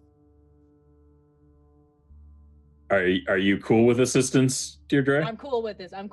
I always a little bit of help from your friend. Okay, cool. I'm just gonna say that Nixus is the only one here who can really help, considering the angle at the moment and how thin this wall is. So Nixus and Deirdre Prue and Deirdre, can you go ahead and roll me a d20 unmodified? Nice. It's good enough. There's a bit of scrabbling. It's okay. There's a bit of scrabbling, but there's no critical failures here or no incredibly low rolls. So thank you, Prue. Yeah, you get up. So now you're all standing on this wall and you can see the roof of this building. It's kind of like an array of different like stacks of like exhaust stuff and like vents. And then there's also that big, like right in front of you around this area where the ping went off. That's where the top like entryway that looks kind of like it's meant to open and let something out kind of thing is. Otherwise you can see a couple of like maybe like you can see a vent over here and you can see a vent over there as well that looks like they might be enterable on the roof. Which one do we want to go in? Can we see the entirety of the roof? Yep, you can see the entirety of the roof. It's fairly flat. There's nothing too crazy about it. There's a bit of like a dome here in this area. Okay. It's kind of like a circular dome that looks like it's extending a room, but that's about it. Okay. Kind of just like a greenhouse sort of thing. Sorry, just like a glass dome sort of thing. No, it's just like a stone dome. Okay. It looks like it's extending like a room inside kind of thing. And there's no guard on the roof? Nope, no guard on the roof. Everyone's a little bit distracted by the army going in through the front door. Okay. Shit, weren't we gonna... You guys want to go in through a window? I think we need to at this point. We should go... Longer if the guards are going to stay out front. We should go into this vent. Oh, can I not click on it? The just right? Hold down the mouse. Ah. I just have to. Do you guys want to go through this vent? Because I remember that there was a window on the other side. So I imagine if we go down into this, we can have the window as an escape if we need to. So you're thinking just scale the roof over there? Yeah. Through the window? Okay. Yeah. You guys think we should do that? Roof run? Just I'm because down with I don't know if we'll be able to jump back through the vent in case something happens in that room and we like need a way out, I think. We need our panic. We need to yeet through the window. Possibly. All right. Cool. So are you all going to try to jump onto the roof? Yeah. Oh, Yep. yeah. Okay, the roof is a bit higher, so somebody's going to need to go over there and help Keefe across. Unless she wants to like do something magical, but otherwise... I'm going to try and make myself float. You're going to try to be a floaty gnome, eh? All right. Cool. You know what? You ambitiously jump ahead of everyone's attempts to get across, and you're like, watch this. And so you go ahead and roll me a d20 unmodified, and we're going to see how well you do floating. You don't do floating very well. You just don't. I just don't. The good news is, actually, that floating does occur. It's just on your shoes. And unfortunately, the shoes start pulling upwards. So you would just kind of like shoes up into the air, like, whoa! Now you're upside down and starting to kind of like levitate into the sky. Does anyone want to maybe stop Keefe from going into the sky? We'll grab the gnome. Grab the gnome. Do you make a show of it, or do you just sigh and like hold on to her? I just sigh and I grab the gnome, and I'm going to try, while holding the semi-buoyant gnome, to jump across. Semi-buoyant. I am ready to help. If needed. All right, cool. She'll come with you if you jump across. Like she's kind of like a balloon right now. Yep. I'm hopeful she gives me a little extra lift. Yeah. All right. Fair enough. That's good. Give me like a +6 on a d20 there, Prue, to kind of clear that climb. Ooh, it's it's a hairy one, but you scramble up there. It's a little. You weren't really prepared for holding on to a gnome while you try to get up on top of a building, and you scramble up. But now you're both over there together, and I just realized for some reason that you've disappeared into the ether, which is disconcerting. So bye. We're a little worried, just a little bit. All right, cool. So the game's like, you want to be on a layer up there? No, fuck you. You have to show everything. So we're gonna say that you got over there. We're in the abyss.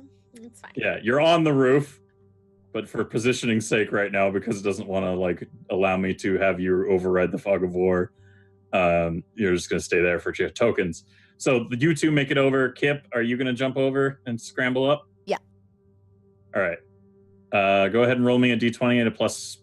I'm gonna say 6. Okay. It's not that bad of a jump. Oh, I gotta get back to the roll screen. There we go. Yeah, thank goodness. Wow. You like backflip. You're like, look at this shit. And you're like, whoosh, and then you fucking like land and like do a bow. And everyone's like, oh my God, what an agile elf. There's that elf in her. And in the back of your mind, you're like, I'm never going to do this again. Yeah, legit. It was a one-time thing, and I hope you enjoyed it. All right, Deirdre, you're going to go ahead and scramble over. Is that what you're going to do too? Yeah, no, I'm joining the crew on the roof. All right, cool. Roll me a d20 at like a plus 5. Not as stealthy as I hoped. So you smash into the side of the wall, and you make the sound of like ping-ponging between the wall and the wall of the workshop as you kind of like smash into it, and you're like, and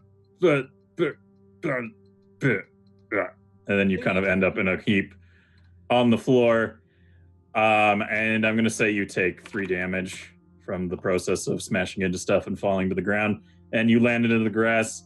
And it's not significant enough noise to attract anybody, but you are now on the ground, kind of like, ow.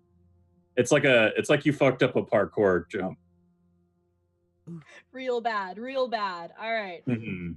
All right. Looney Tunes Actually, style. Before you fix yourself here, can you just roll me an unmodified d20 to make sure it's not another critical fail on something else? Cool, you're fine. You're like, yeah, whatever. I do this all the time. Parkour export. Yeah. So now what do you want to do now that you're on the ground? All right, so everyone's on the roof and I'm just hanging out on the ground. Yep. Okay, cool. Are there any windows on ground level, or are they on second level? You're in front of a large bay of windows that are all sealed up, so you can't actually get inside them. It looks like they're shuttered, so like something inside would open them. Okay, so I can't see inside the windows. Okay. No, they're large metal shutters. All right. Are there any accessible vents or any other entries on this side of the building? Or is it just those windows? That's it. Well, I'm looking at the walls. I'm down here. Everyone's upstairs. I might as well try to be useful. yeah, no. It's just the windows. That's it. The only thing that you can think of is probably that there's, like, encasing the area, you see that there's no other entryways on the walls of the side. Okay. It's all just basically, like, roof access, windows, and front door. Okay. And you said that this area back here, that's all basically, like, against the wall, so you can't really... This is against another building of some kind. Cool. All right. So, crap. Looks like I have to go around. I'm just going to shout up at the guys on the roof. So you guys heading to the other side? You're just going to the vent? That's the plan, right? We're going to the vent on the other side? Well, the window, but yes. The window. Okay, cool. All right, I'm going to meet you over there. I mean, you can still also get back up if you wanted to. Like, it's just a matter of climbing and going up again. That is true. I could just parkour my way out of this. Yeah, like rather than running through the open, like, field of the backyard. Strategy. Unless you wanted to, like... Yeah. Skirt around back here and meet them on the other side. Maybe to stand outside the window or something. You know what? Screw it. Let's try my luck. Let's try that free running up the wall again. I got some nice windows I can grapple onto here. Yeah, fair enough. All right, let's see if your parkour skills can hold up like earlier and not, and we'll just not talk about that. You slipping up and Every good parkour artist has their wipeouts. So. Go ahead and roll me a d20. I'm going to say it a +6 because you've got a good knowledge of like how to refract from the walls and what have you. Nice. You make it up. I'm back up. You're back up. So all of you are now on the roof. I'll move you to, let's say, this wall over here just to represent that for now because I can't do the fog things. So you're at the vent on the roof. Nothing really otherwise has occurred while you're on the roof. Do you want to just open the vent and go in, or what's your plan here? Open it up and go right in. And we were gonna do the window, not the vent, right? No, you're gonna do the vent. Vent. No, the window is our escape plan. Okay. Yeah. The window, the opposite, is our escape. Yep. I can maybe, since I'm probably like the easiest one to go in the vent, I'm assuming. Is it a human-sized vent? Elf-sized vent? All of you could fit in it. It's a pretty big vent, but how you're going to get it open is another question. Oh, yeah, it's not open. Yeah, it doesn't have like a little latch with like a little note saying, "Come in, friends." Come on in. I'm just gonna very like excitedly, I'm just gonna try and just kind of like blow a hole in it with some fire big enough for all of us to fit through. You're just gonna kind of like little gnomish Kamehameha through the hole. Yep, just like, I got this, Kamehameha. Please make a hole in the vent. Is everyone gonna let her do that? Yeah, I mean, she looks like she's having a good time. I'm super on board with fire. You know me. Yeah, I'm down. All right. Go ahead and roll me. Roll me a d20 at a +3, because you're at least familiar with this process. It's a little more complex, but cool. Doesn't do it. It doesn't. Nope. It's fine. It's so fine. you We'll do get that, and it kind of like it flamethrowers it. So now the vent isn't broken, but it's superheated. So it's a little more fragile, but it would also be really hot to touch it. I'm gonna start just panic splashing my gnomish water on it. All right. While you're doing that, does anyone else have any ideas? I will try and remove it with my hands.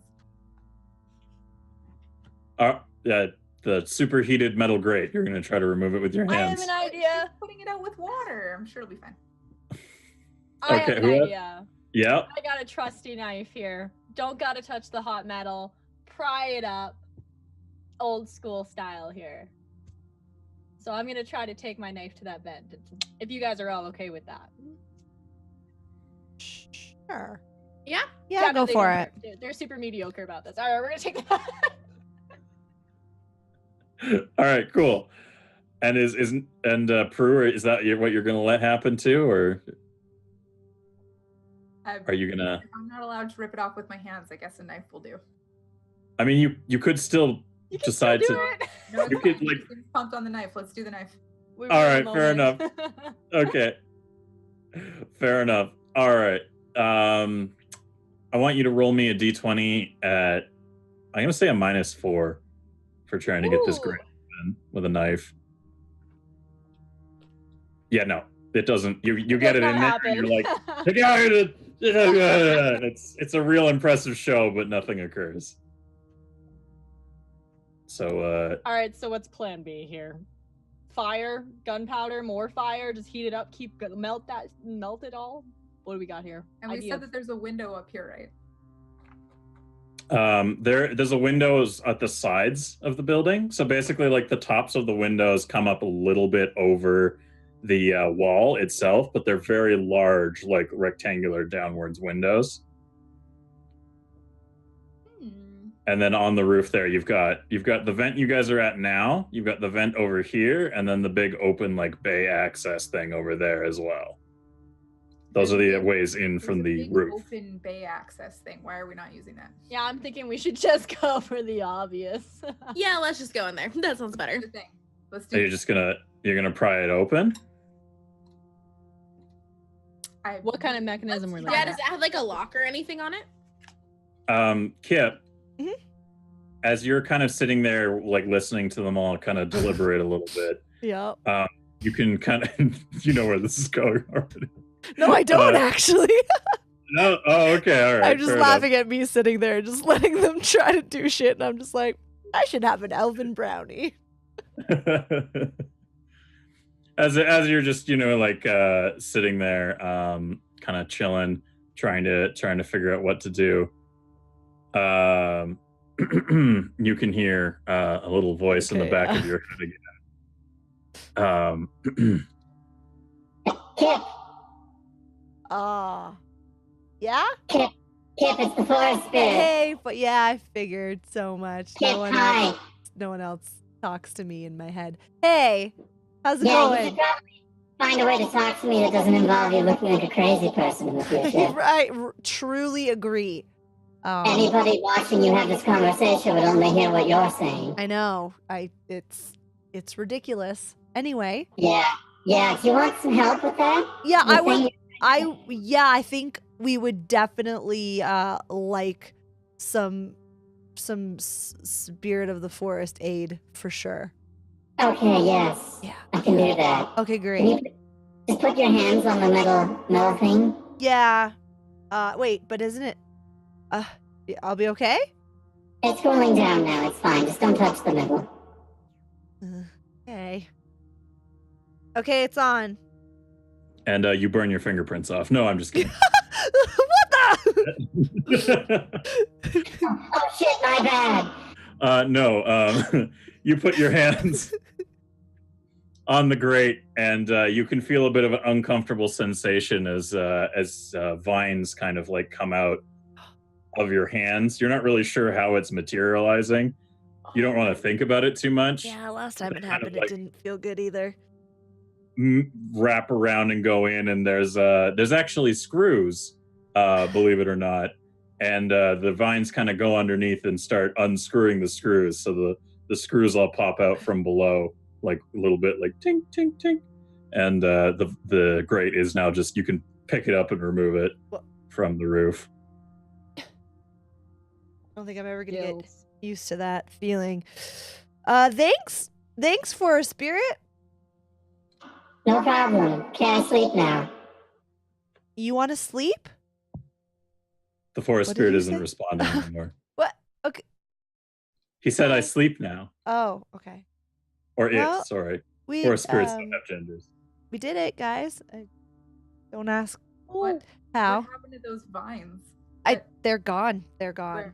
Where they're gone. I see gone. where they went? They just Should retracted. we be worried? They retracted. No, this happened before. They retracted back into me.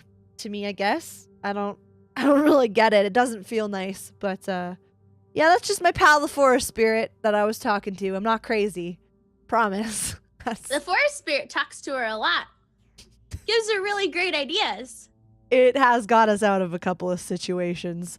I actually really don't know if it's just something crazy in my head, but it seems to help us out of some sticky situations, so I'm not gonna really question it.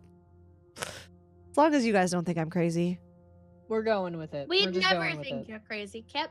No. We all have forest spirits that talk to us sometimes to give us crazy ideas. I don't even know you people. All right, do we want to like get down in here now that it's open? Do we want to should we probably go? Let's chuck the gnome in first. Oh. How are you all collectively entering the hole? Is what I was. We're just gonna throw the gnome in. Apparently, They're just gonna throw me in. Can we? Yeah, no. Can we? Wait. Hold on, crazy peeps. I'm the crazy one. Can we? Is it dark? Like, can I peer down it and just kind of get an idea of the distance from the roof to the floor? What's underneath us? Can we just no, all right, cool. Just throw her in. You can see about that much of the floor in there, and it's really dark. You can kind of make out inside because of your vision and everything, Kip.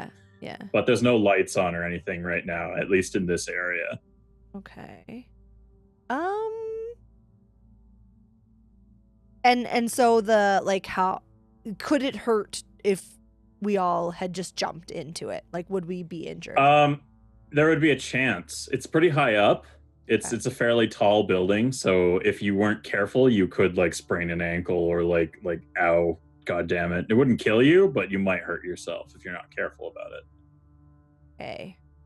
And it almost certainly would be a chore to get back up out of it. Yeah. Hence why I wanted the window room. Does anyone happen to have any rope?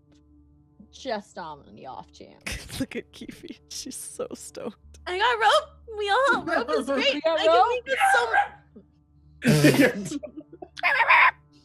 I can make us lots of rope. How much rope do you need? What do you need it for? What color do you? Oops.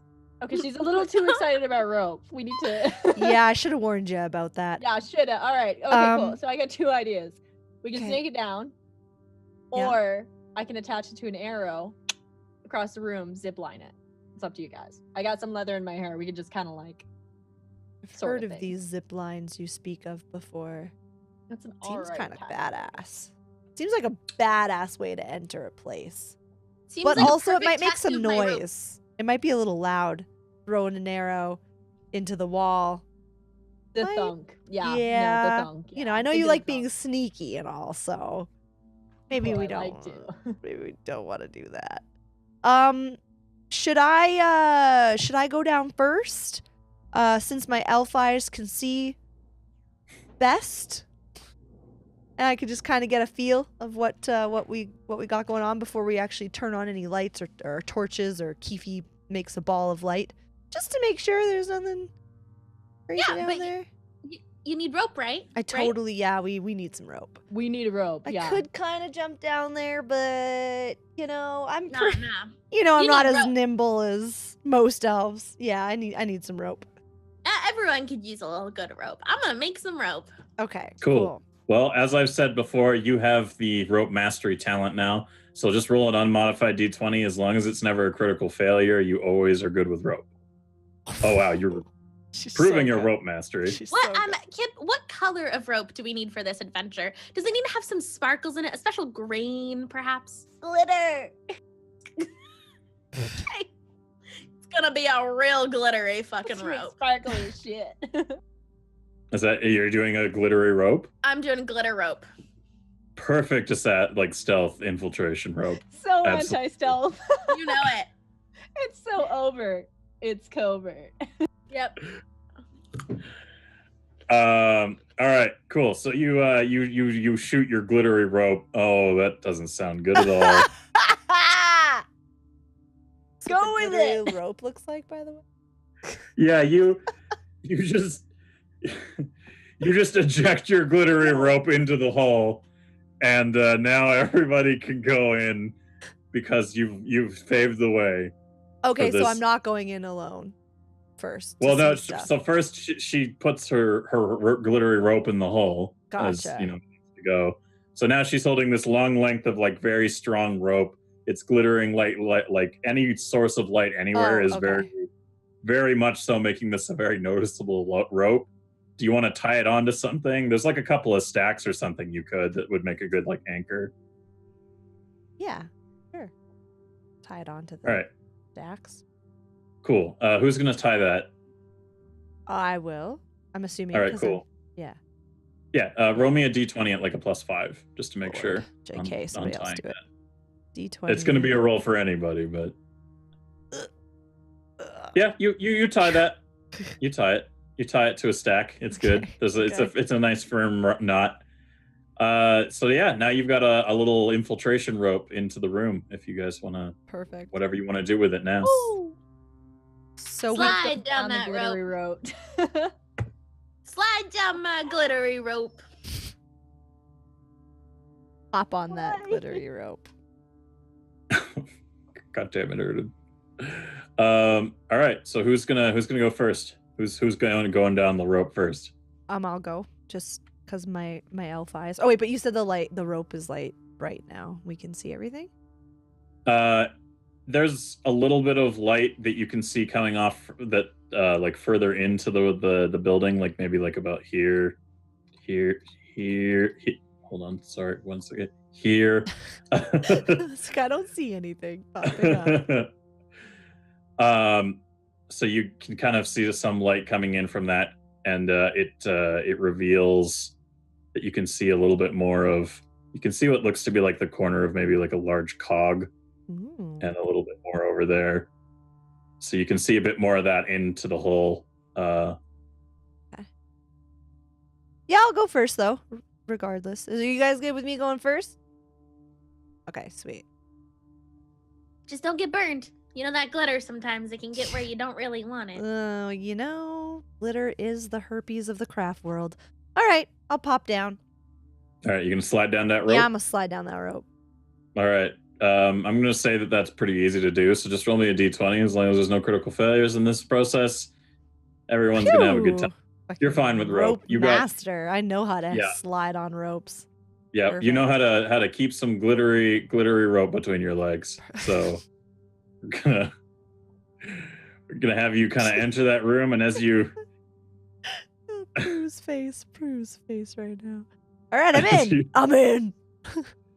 start coming down, you can kind of see the whole room with your eyes, and it kind of reveals itself to be like this. It looks like a bit of a tinkerer's workshop. There, you can see on the walls, there's lots of like flat tools and stuff, and like lots of random scrap and everything in the room. And you also notice that there's a door that leads into a bit of a hallway here, and then another doorway over there. So, but there's nothing else in the room. Nothing gets surprised by your entry, or no alarms go off, whatever. Cool. So you slide in and you land on the ground. And now, who wants to go next on the rope ride? I think it's pretty safe in here. And too spooky. You guys can come down. All right. I'm just gonna really enthusiastically like run and jump on the rope and go whee and try and ride it down. Is that what stealth? Is that what you're gonna do? Yeah. So right. stealthy. Cool. Roll me a d20 at a -2. You got it. Wait, what? I think that might have been. Oh, Wait, you don't. Shit. Yeah, no, you rolled a 0 because the -2 was a 2. Oh, I rolled a 2. One was 0. I rolled a So 2. You had an unnatural failure.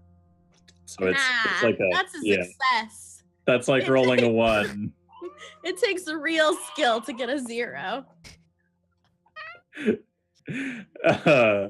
Yeah, your ability for behavior point, please, on that roll. If you really want to, you totally can. You can definitely subtract it. All right, cool. I'll subtract it for you. Go ahead and roll me it again at a -2. D20 -2, pretty please. Hey. Nice.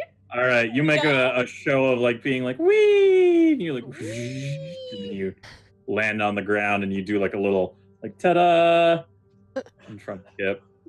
I did it, Kip. You nailed it the first time. You nailed it. Good job. Did I stick my landing? Did I just? You know what? You could be an acrobat. I'd give it a 14 out of 20. Yes. All right. Prue, how are you gonna get down? You wanna descend? I was gonna bring up the rear. Oh, okay, cool. No worries. I'm okay with this. Right. I'm not Dead on Dre. alone. All right. Are you gonna just go down the rope? Yeah, except I'm feeling a little cautious from hitting the wall like 8 times. So I'm gonna kind of like wrap it around my arm once and just kind of like slide on down here. All right, perfect. Good idea. Roll me a d20 unmodified. As long as it's not a 1, you're good.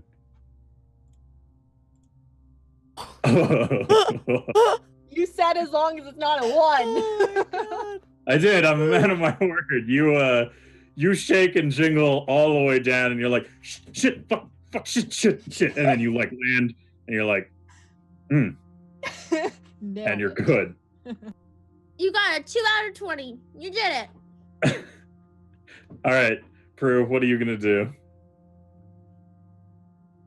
I'm going to just walk up to the rope and use it like a rope, sliding down a rope-like, in order to get down to the main floor. With no innuendos? God, No, it's just no fun. All right, roll me a d20 unmodified, and you'll be fine as long as it's not a 1. You prove your rope mastery. I spin around it like a stripper pole all the way down.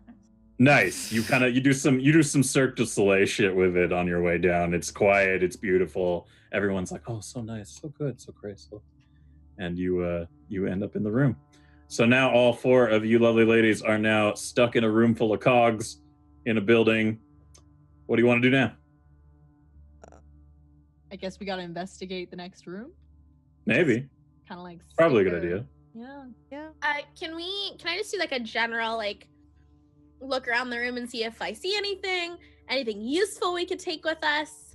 You sure loot the can. room, basically. If everybody wants to do that, they can. You can roll me an unmodified d20.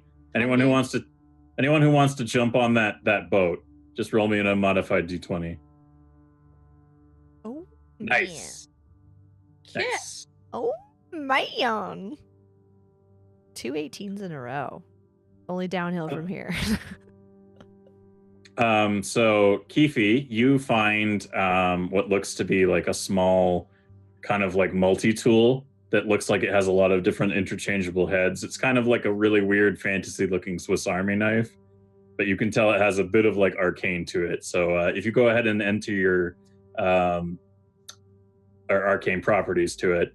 Also, I really should have remembered that you're still a fucking balloon.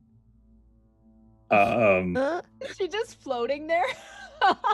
She took her shoes off and put them in her bag. We'll say that's what she did. How about that? So you've been like holding your bag down or like wherever you've been storing it. Can we retcon it that way? Is that cool with you, Keefe? Muted love. Yep, that's real good. Okay, perfect. Yep. I thought about it. I was like, man, this is gonna cause a problem. I'm just gonna put him over there. It's fine, whatever. I'm shoeless. Perfect. Excellent. Anyways. Well, I mean, they're your teleporting shoes, but oh, fuck me. All right, but you find a multi-tool. Yeah. We'll call it an arcane multi-tool. So basically it has the ability to generate like kind of form out of the material that it's made out of, anything you're looking for as a tool. So congratulations, you found an arcane multi-tool. So just put that in your inventory.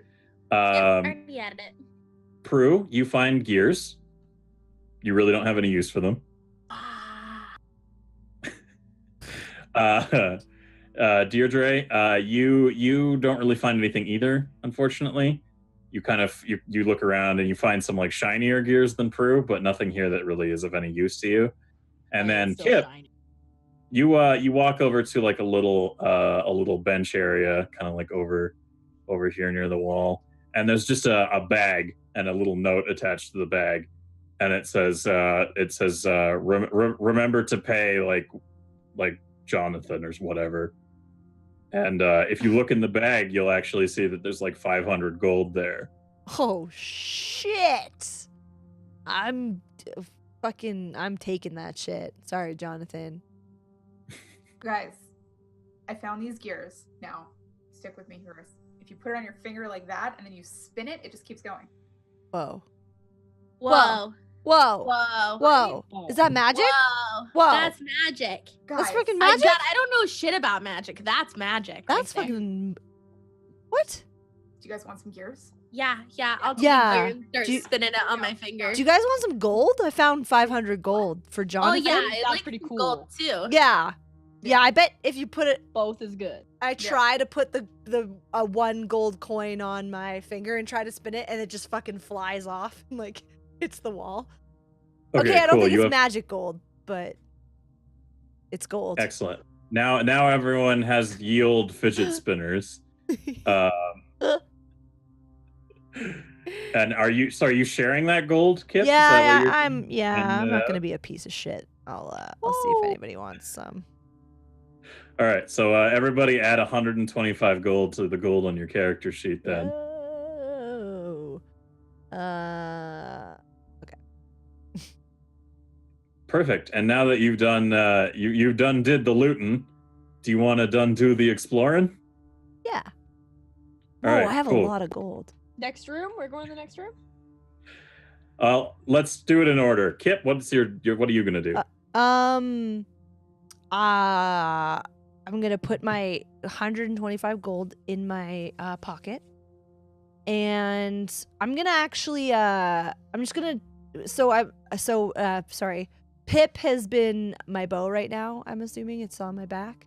I'm gonna transform her just into dog mode and have her like come along with us. And then I guess go for the door sneakily. Which one? Wait, there's more than one. There's like the one here is a small door, and this one is like a hallway that's open, basically. In fact, because you're closer, you can kind of see there's lights in the hallway as well, and can kind of like make out a bit of that area there. You guys, which door do we want to go through? There's some lights over this way, but then there's this little back door. What do you guys think? I'm thinking not the main hallway. Yeah, that's what I was feeling that too. With the lights going on. Maybe this little back door? Yeah. Cool. Okay. All right. Is you going to walk up and kind of try to open that? Yeah, I'll walk up. All right, cool. So this is there's like a door here. It looks locked. You're not really sure like what to open it with. It looks like there's no handle, but there's a lock, and there's like a little lock company name. Do you want to read the lock company name at all? Yeah. If you look down at the little plaque, it says ran out of time for this room to be relevant company. Ran out of time for this room to be relevant company. That's meta. That's fucking That's real meta. Yeah, they have a strange company name. Wow, I wonder if the forest spirit knows anything about that company. Wonder. Maybe. The forest spirit went to sleep? Oh, I don't know. Yeah.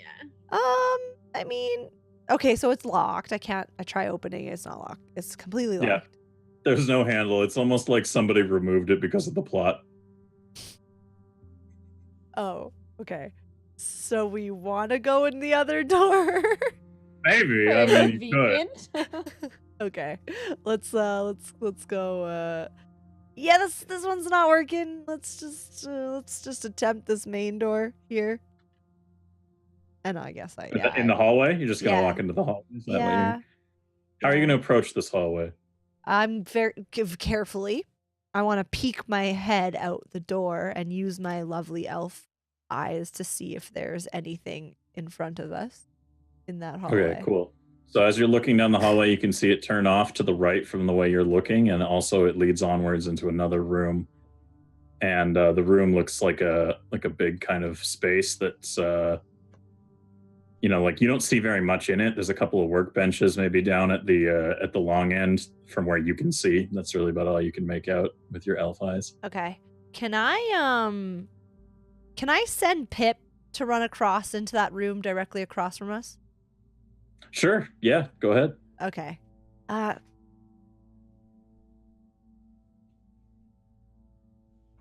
right, little one. Here's your job. It's a very important mission. You got it. See that hallway? And then that door? See that? No, you're looking the wrong. Yeah, over there. Look, there you go. Okay, you gotta just run really carefully across because you're so tiny. I bet nobody will see you. You just gotta run right across into the other room and make sure that everything is safe for us to cross. Oh my God. Oh, she put her tongue back in. She had her tongue just. Can you guys see that? It was so cute. Okay, are you ready? Do you accept, Pip? Okay. Good girl. I'll give you extra treats later. What a good girl. Okay, so I put her down, like pat her little butt. I'm like, oh, okay, go. And she just scurries across. All right, so she goes like across the hallway. Boo, boo, boo. She just she stops briefly and looks like over in this direction, and then she just keeps going into this room, and then turns around and just looks at you, and just kind of like bark, like down the hallway. I actually can't understand what she says, guys, but I'm pretty sure that bark means it's safe. Let's stealthily try to cross here and get into the room with her. Keefe, are you voting for lining up and stealthily crossing?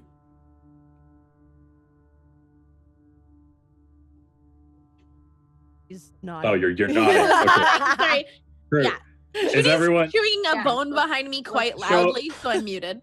Okay? Show of nods. Who's all good? Got game for this plan? Okay, look at all that nods. That's some unanimous nodding. All right, so you all form like a Scooby Doo, like if I had the noise, I would be playing the stupid like That's sound legit effect. what I pictured as we're doing. Like, yeah, well, you're basically the Scooby Gang right now because you've got a dog, and then there's 4 of you, and so you kind of like, Velma. of course, The you little can do feetsy that. noise. I would never deny you that role. Oh God, my butt. Sorry. Anyway, so you kind of like you get to the edge of here, and you can kind of Kip, are you gonna like carefully look around the corner? Yeah. All right, cool. You look around the corner and you can see this very well lit. It looks to be like a koi pond almost kind of thing with some fish in it. Oh, that's hella fancy. And it's like a really fancy room. There's like some strange like red ringing around the edges of the room, but otherwise it's just this big ass like God damn it, Nixus. A big ass fountain in the middle of the room. And otherwise there's really just nothing else to note that much about it. Okay. I feel like that's not something we need to go to. I say we continue walking across to the other room. Okay, cool. And you're just like, oh, also there's a statue in the middle of it, but that's pretty obvious. But yeah, so you're gonna continue the cross over. Yeah, to where over Pip here? is. Is Yeah. that statue what I think it is? It's like Yeah, a I was torso. gonna ask. It's like a marble torso. Can we maybe check out what the statue is as we creep across? Sure, you can look in this direction as you guys are crossing the area. I'm curious. Cool. Yeah. So is that another show of nods? Are we all heading this way in a line? Perfect. Nods it is. The nods have it. So cool. So as you guys are just kind of moving along, making your way downtown, walking fast, trying not to trip over homeless people, you get further into this. You're like, doot, doot, doot, doot, like that standard, like, you know the music from Scooby Doo that always plays, and it's got like doo and like that stupid 60s music, whatever. So as you're about to kind of reach the end of the hallway there, you've all lined up in this area and you're all looking at the statue like, oh, that's a pretty nice statue. Yeah, that's pretty cool. And you're all like, oh, this is a really neat looking room. I wonder what its purpose is. And as you watch, the statue and the fountain that they're all part of actually starts rising into the roof. And you're all kind of like, and it just sort of keeps going, like, like do do do do do do. The statue is shit. The statue and the fountain Oh, okay. are rising into the roof. And it's kind of like there's like a circular like tube kind of underneath it, so it almost looks like an elevator is coming up. In fact, it sounds like an elevator is coming up. That is fancy. So this thing kind of like starts going up into the roof and like, like, and it stops. And as you look into where this like elevator is coming up, you can see what looks to be like a strange looking like steampunky kind of mech thing facing the other way away from you guys. And as you kind of look around the room, you can see that this big monstrous mech thing kind of like it stomps around and turns around. And as you see inside of like where the driver would be, you can see Lord Medla inside of this thing. And he doesn't look happy about this development. He looks from one end of the line of your little, like, you guys are all and he looks from Kip all the way down to Prue, and he kind of furrows his he's got very large white eyebrows and a very pointed, he's not creepily old. He's more like super old looking, refined, old dude kind of thing. And as he looks out, he goes, "What the hell are you doing in my workshop?" She wants to buy your house. And I just point at Traitor. Sir. This response doesn't seem to sit well with him, and before any of you can kind of make a better, case for yourself, a big panel flows down over his head, and now he is completely encased in this armor. And as you watch, little gimmicks and shit start popping out and making whirring and revving up noises, and he stomps off of the elevator and starts coming at you. So why don't you guys go ahead and roll initiative for me? So in order to roll initiative, what we do is we click on our token, and then we hit the roll initiative button, and then you add your green number on your little token.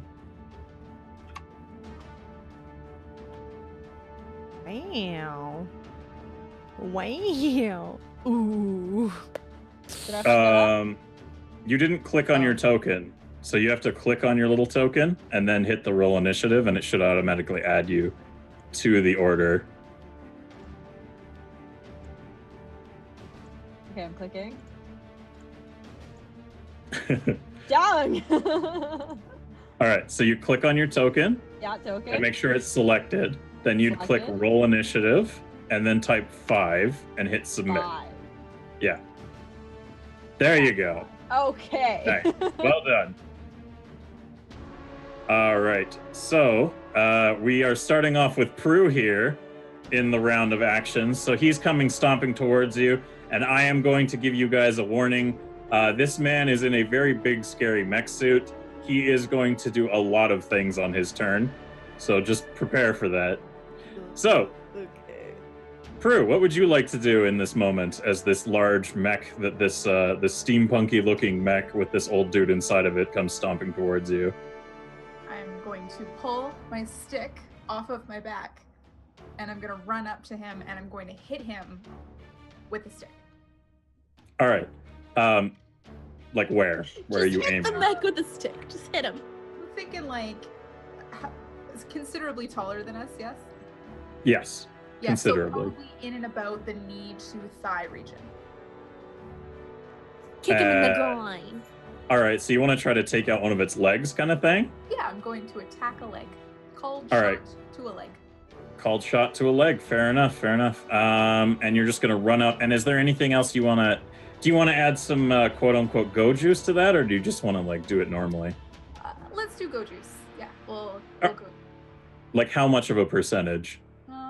Low go juice currently. All right, low go juice. Got it. Okay, so give me a +5. Roll me a d20 at +5. I'll say you'll make it really easily. It's a big thing. Nice. It impacts. We're gonna roll a defense here. Oh, he's not gonna be able to stop it. So you're gonna, and it's just that. What's the stick made out of? To the best of my knowledge, it's just wood. Okay, so you're gonna clang a wood stick off the side of this thing. I'm gonna say it's not really gonna do very much. You're gonna do 1d6 worth of damage with that attack. So go ahead and roll me 1d6. So just 1 damage, no modifier with the roll damage. Oh, but a high roll. Excellent. Well done. So you tink off the side of this thing's leg with a wooden stick, and he doesn't seem too bothered by this. And now it's his turn. So he's going to look down at you, and you're gonna hear. I'll teach you to be in my workshop when I'm trying to get things done. from inside of his machine. And he's going to go ahead and just jam a fist like right in front of you, but he's going to stop short. And you're like, why didn't he punch me? And it's because he's going to turn a flamethrower on you. So you're going to get flamethrowered at the moment. At this range, it's going to be cool. So I want you to roll me a defense d20. Do you want to put some go juice into that, or use any of your... Rolling straight. Just rolling straight? Yep. Okay, I'm going to... plus 2. D20 plus 2. Oh. It is, it's a graze, I'm going to say. You're going to get grazed by some fire here. So let's see how much you get. You kind of like nimbly dodge out of the way, but it still kind of brushes you. And you're going to take 4 points of damage from some fire there. And would you like to move to the left or right? Left is always right, so let's go left. Cool. So you kind of pirouette out of the way there and take a little bit of a flash of fire. And he's not going to be happy with that, so he's actually going to still do some stuff in his turn because, like I said before, he is a bit of a boss. And he's going to turn around, and this time he is going to light up his other hand, and it's going to become electrified, and he's going to try to drive that right into your sternum. So again, we are going to get an attack. He's going to critically fail. Sternum punching you. So that's going to go like, and he's going to miss. And not only is he going to miss, but he's going to start experiencing what looks like a stall. So he's not going to be able to do anything else on his turn here. He's like, God damn. You know, as he misses, there's like a bit of like a noise. And he's like, damn prototypes. And now it is Kip's turn. Oh, man. He's a human man inside of a suit, so I presume, pardon me, that Pip cannot turn into him if we try, because he's not a creature. Pip can replicate anything, like basically anything. Like he replicated a rock creature, right? So Pip could, if he wanted to try, turn, but you also have a large, imposing obsidian like sword now as well. I do, yeah. I remember that. You also have your little bubbles of smoke, from when you escaped as well. You still have like a little bag. Remember when you escaped the prison? You have like that blue smoke that kind of fills an area. Yeah, but it like fills the whole area, correct? And it makes it impossible to see through magical means as well as normal vision. Yeah, so I don't know if I trust me using that. It might fuck up everybody else. Do I notice like what are potentially weak points in his suit?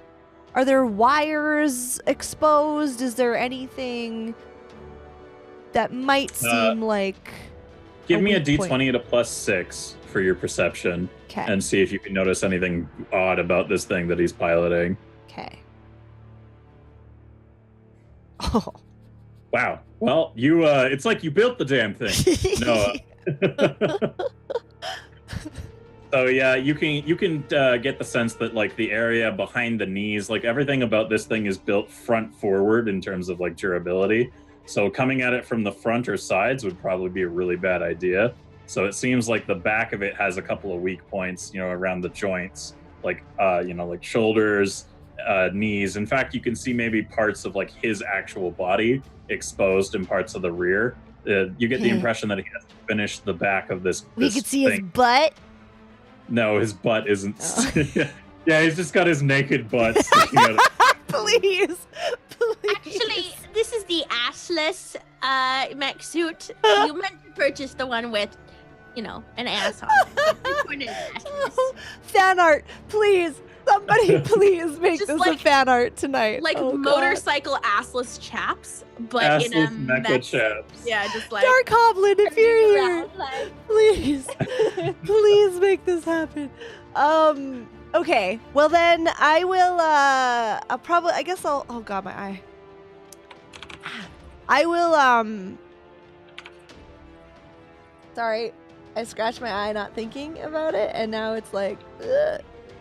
I'm gonna take out my obsidian blade, and is there a way I can like run either through his legs if his legs are open to try to get behind him, and then see if there's any spot of his like body being exposed that I can like jab at?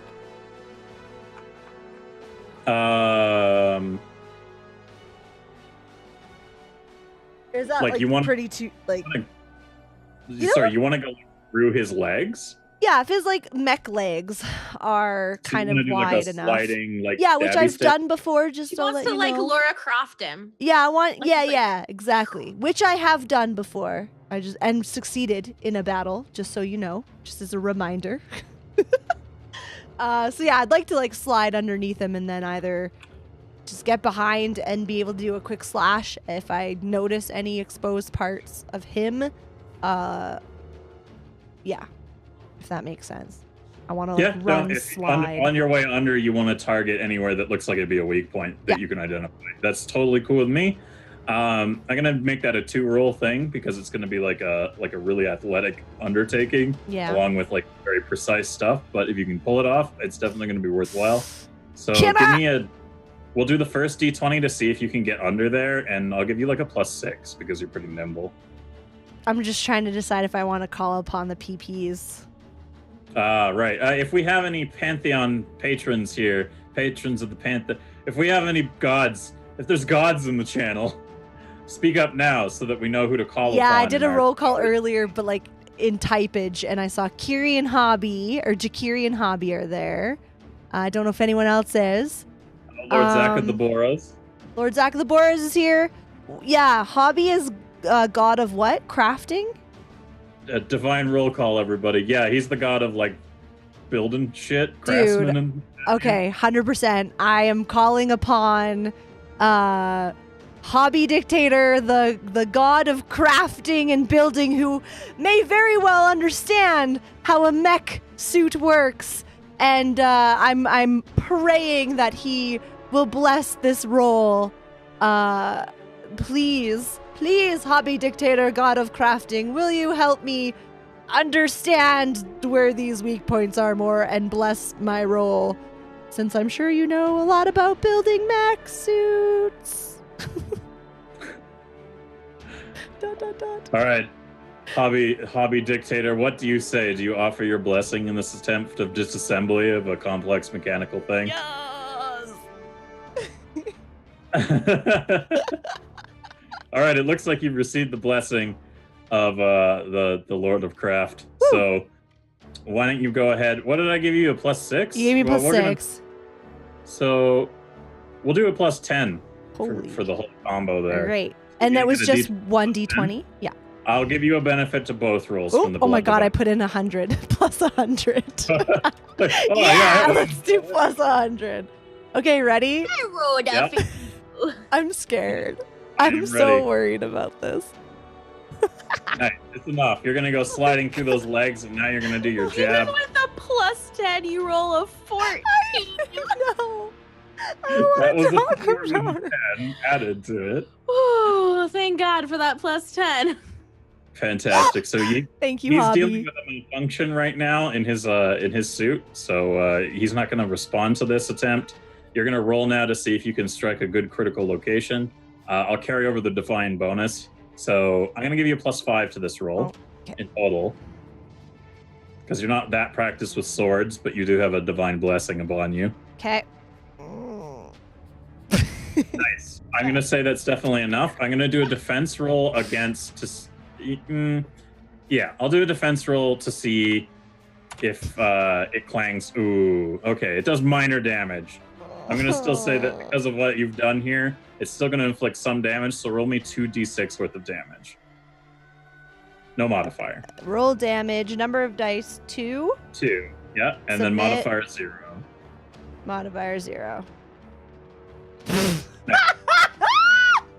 It's fine. You did. It's fine. It's still damage. No! I'm so mad. It's fine. It's fine. Now it's Keefe's turn. Keefe, what do you want to do to this big robot that's still kind of like trying to like? I'm gonna try and basically try and like electrocute him and try and circuit his suit. So I'm just gonna try and generate a magical sort of thunderbolt to attack the mech suit with. Yeah, that's fair. You're gonna try to zippity zap this big old boy. You haven't really done. I've made a lot of fire, and lightning is, you know, slightly explosive like fire. I love our justification of rolls. Just remember, I've made fire. I've made a lot. I've slid through legs before successfully. All right. Fair. Okay, I'll give you a +4. D20 +4 to zippity zap this big boy.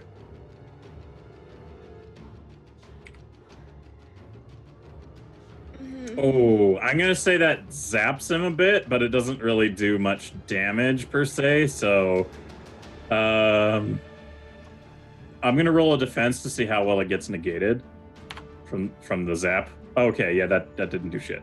All right, so you zap him, but it takes the blunt. It takes the blunt. It hits a wicked dab, and now it can't feel pain, man. Okay, no, it's fine. But yeah, you don't do anything to it, unfortunately. Okay. Which leaves us with Deirdre, or Deirdre. I keep doing that. Just mispronounce it. That's okay. All right. Go ahead and do what you want to do.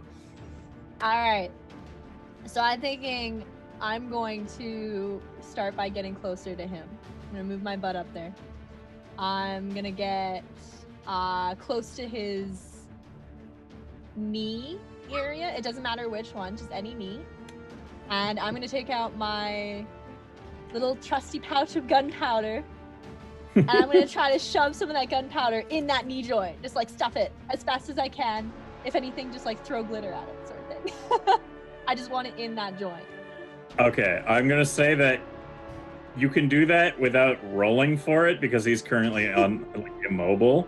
He's kind of but if you want to try it, like, yeah, I'll give you that as a free action, running up and just being like, boop, boop, boop, boop, boop, boop.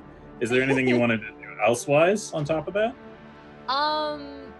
We'll set it on fire. All right, you want to try to blow his leg off, basically? Yeah, I'm okay with this plan.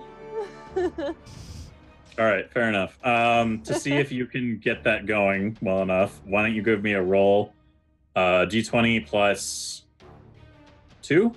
I'll say D20 plus 2 for this experience. Let's go. Oh, wow. Okay, I guess you could just... Woo! Goodbye. Yeah, why don't you just beat the shit out of the Robo-Mech boss, like, with no problems. You will go with that, sure.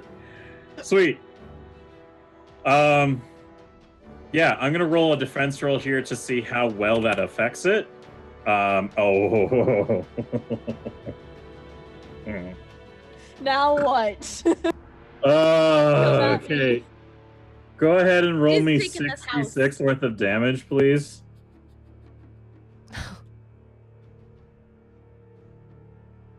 So just a roll with a 6 mod?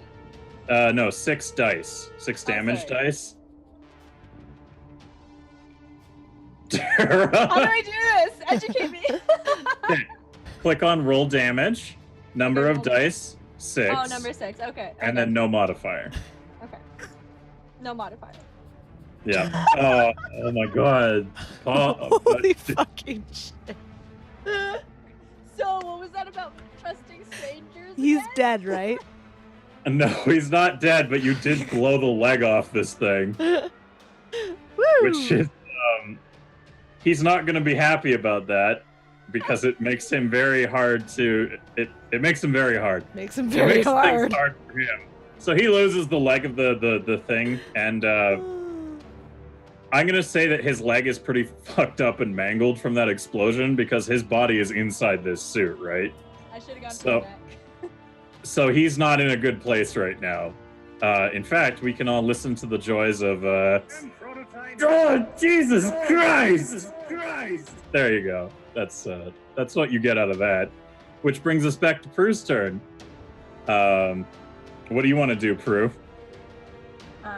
Having watched where it was that Kip was headed with her slide and slash, I'm going to also attempt to get either under or behind this thing. And then I would like to up the go juice and smack it with the stick again. Okay, all right. How much percentage of the go juice do you want to activate? 50% go juice. Oh, okay. Yeah, we're upping the go juice. And where are you hitting it? On the other leg?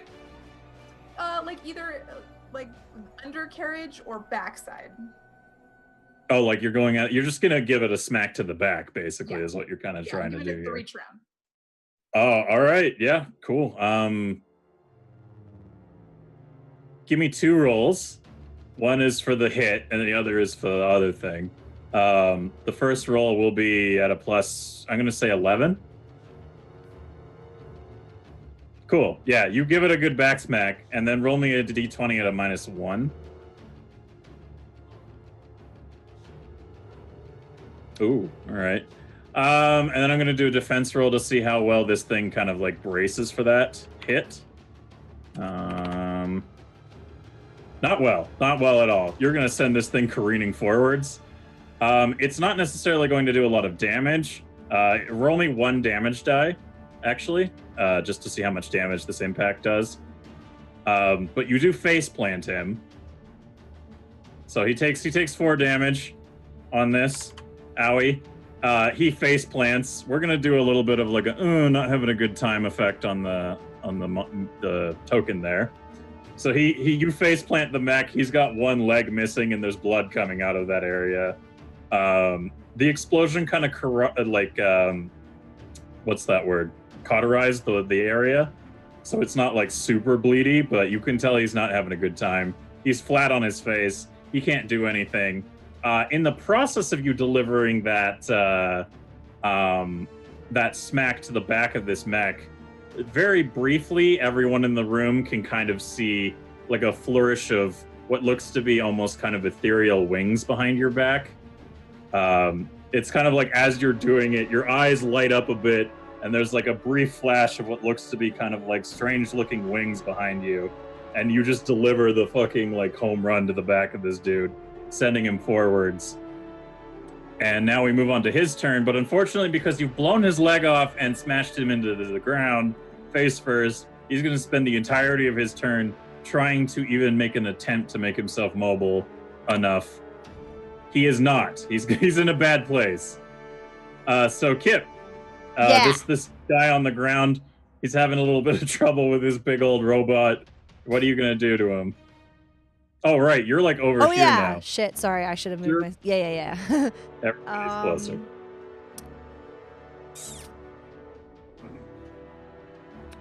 I suppose I'll just do nothing fancy, but I'm just gonna slash at a weak point. Or I could see like his actual body now. Yeah, any parts. You're gonna target his weak point for massive damage. Is that what you're doing? Yeah, but not in a fancy manner. Are you trying to kill him, or are you just trying to like destroy this? Oh, right. We don't want to kill him. Right. The plan is not to kill him. You kind of have some answers you need to get. Yeah, out of this we guy. do. Yeah, but I can hurt him. You know. You can hurt him, and you can make sure that mech doesn't do anything else, right? Yeah. You can just start breaking systems on it. There's a bunch of stuff on its arms that look like pretty fragile that you could probably start wrecking. Okay, I'll do that then. Are you just gonna like overhand smash a bunch overhand, of crap? like two-handed? Yeah, just yeah.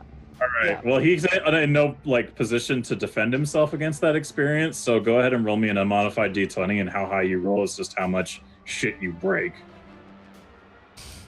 You break a lot of shit. In fact, most of the gadgets are now been like removed and strewn across the room from these arms. And you put some bad dents in this thing. Sweet. And there's like garbled, like screamy panic coming out of this mech. Got him. And now we move on to Keefe's turn. Keefe, what are you gonna do?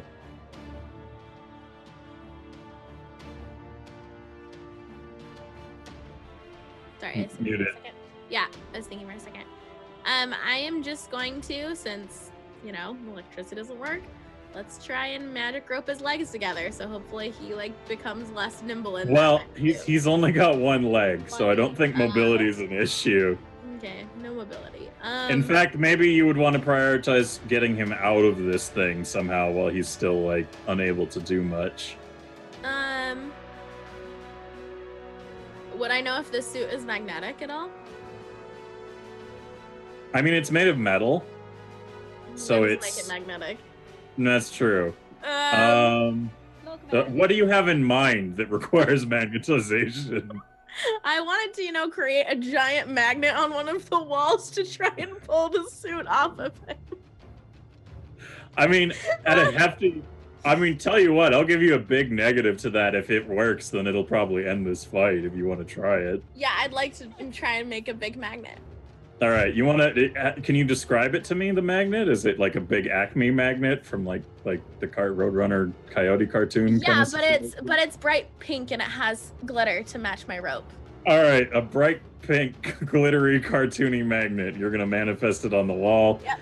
We're gonna go cartoon style, and I'm gonna try and just pull him out of his suit with the magnet. All right, cool. Roll me a d20 at a -6. You sure? It's gonna be a -6. I mean, you could still appeal to a patron. Oh yeah, actually. You could. Yeah. Is my patron Saint Zach Bora in chat? Lord Zach of the Boras, are you present with us at this moment? If not, I believe I could. Yep, pray to he's the there. Church of. Oh, he is. Yeah. Oh, my Lord and Savior, Savior. My Savior, Lord Zach of the Boras. I plead to you to let me create this magnet of glittery goodness to end this fight speedily. Please, Lord Zach of the Boras, I pray to thee. And Juniper does as well. Oh, the dog joins in. That's pretty good. Yeah, can you not hear her just crying? I can hear her. Just, what say you, Lord Zach of the Boras? Do you present Keefe with your blessing in this attempt to conjure a giant magnet? That's the most relaxed yes ever. Yeah, sure, I give you my power. Yeah, I guess, whatever. Yeah, sure, go make your magnet, whatever the fuck you're trying to do. I'm trying to have breakfast. Come on. You know what time it is in the world here? All right, cool. So I'm going to say that negates your negative and puts you into a +3 to do the cast. So you're going to... Oh! Well, I have no... There's nothing here that stops this from occurring. You put the magnet and it smashes this big mech from the ground into the wall. He is held in place. He can't do a goddamn thing. That was a crit as hell. Well done, Zach. Giving your power, lending your power to this tiny magic caster. My lord never lets me down. But yeah, that's pretty much the end of this fight. Yeah, I don't even know what I could do anymore. You guys beat the shit out of this poor man's prototype robot suit. I was expecting some people to have a oh no, I'm gonna die moment or blah blah blah, but no. We fucked him up. Real good But don't worry, everyone. There's more to come. With the mech gets magnetized to the wall, and as everybody's kind of sitting there looking at this magnetized thing in this big empty room, there's a platform here that is and everyone moves up and they're like, is he still in there? Is he still alive? We're gonna resolve the vote, which everybody voted for. So those of you who didn't get a chance to vote on it, sorry about that. But I'm going to call the vote right now because it's a very overwhelming majority. So the vote that was up on the screen was malfunction ? And with 3% of the votes, yes, one with 10%, or no, sorry, 3%, of the votes. Shit. All right, let's try this again because I'm bad at the things. With 10% of the vote, there we go. we had yes, which was third last. Second last, so we had 20% of the vote for no. And then the resounding 70% of the vote was for lol ejector seat. So, as you guys have voted, the suit malfunctions. You can see a bit of a rippling effect through it. And as you look, the top of it opens and it kind of shatters a little bit as it forcefully ejects him, sliding into the middle of the room. And it makes that kind of like sound effect as he like slides across the floor, ending up at you guys' feet. And he's not looking too happy about this whole situation, and we're just going to quickly make a little representation token for him, just for the hell of it, which is set to 70 by 70 pixels. Ta-da! That little question mark is indeed Lord Medla Narawedran. He has a really nasty leg wound in the fact that he is now missing a leg. And what's everybody? Wait. Oh my god! Wait, what? And as he, I'm What? so glad you noticed. and as I didn't see it. as he goes sliding into the room, he looks up and goes, "Misty, thank you for gifting a sub to lick my naked baboon ass." And then he head plants on the ground in front of you. Best death. That gets 5 squats for sure. So he's lying there on the ground. Is there anything you guys wanted to do in this situation? Let's start with Kip. Kip, is there anything you want to do here? I'm going to walk up to him and stick my boot on his neck. Not like hard or anything, just keep it. Don't worry, guys. Oh, yes, mistress. Like, I'm gonna fucking crush his windpipe. I'm gonna fucking fist you, buddy. No, I want to like nimbly walk up and be like, "Oh, I'm so badass," and then just like put my boot on his neck. Not like too hard or anything, but just so he doesn't, no sudden movements, you know. Okay, cool. And Keefe, I'm gonna let all this play out simultaneously in case anyone has any other ideas. But Keefe, what are you gonna do while she's doing that? I just want to throw my rope on top of him. Like, not even bother to like tie him. Just like toss it onto him. Just here you go. And as you throw the rope, it makes a little whooshing noise in the air that sounds kind of like the air going, "Misty, thank you for gifting a sub to I'm gonna fist you." And then it lands on him in like a heap, and he kind of goes like, Prue, is there anything you're going to do in this situation? I'm going to keep myself back a little bit at this point, just sort of closer to one of the walls away from the group and sort of try and be small and quiet. Okay, that's fair. And then lastly, we have Deidre. What are you going to do here in this situation? I'm gonna be hanging out near Prue, but I am gonna take an arrow out of my quiver, knock it on the bow, and just kind of keep it, you know, just in case. We still got this guy breathing. Just keeping an eye out. And as you do that, there's like a weird noise. You can hear from like the battle outside. You can hear, "Oh, Lord Ch.4, thank you for gifting us his sub to Fire on Earth." And then you're like, wow, that's getting really rowdy out there. So now Kip kind of walks up and puts her foot on Marawedran's neck, and you kind of like, eh. And what are you gonna do, Kip?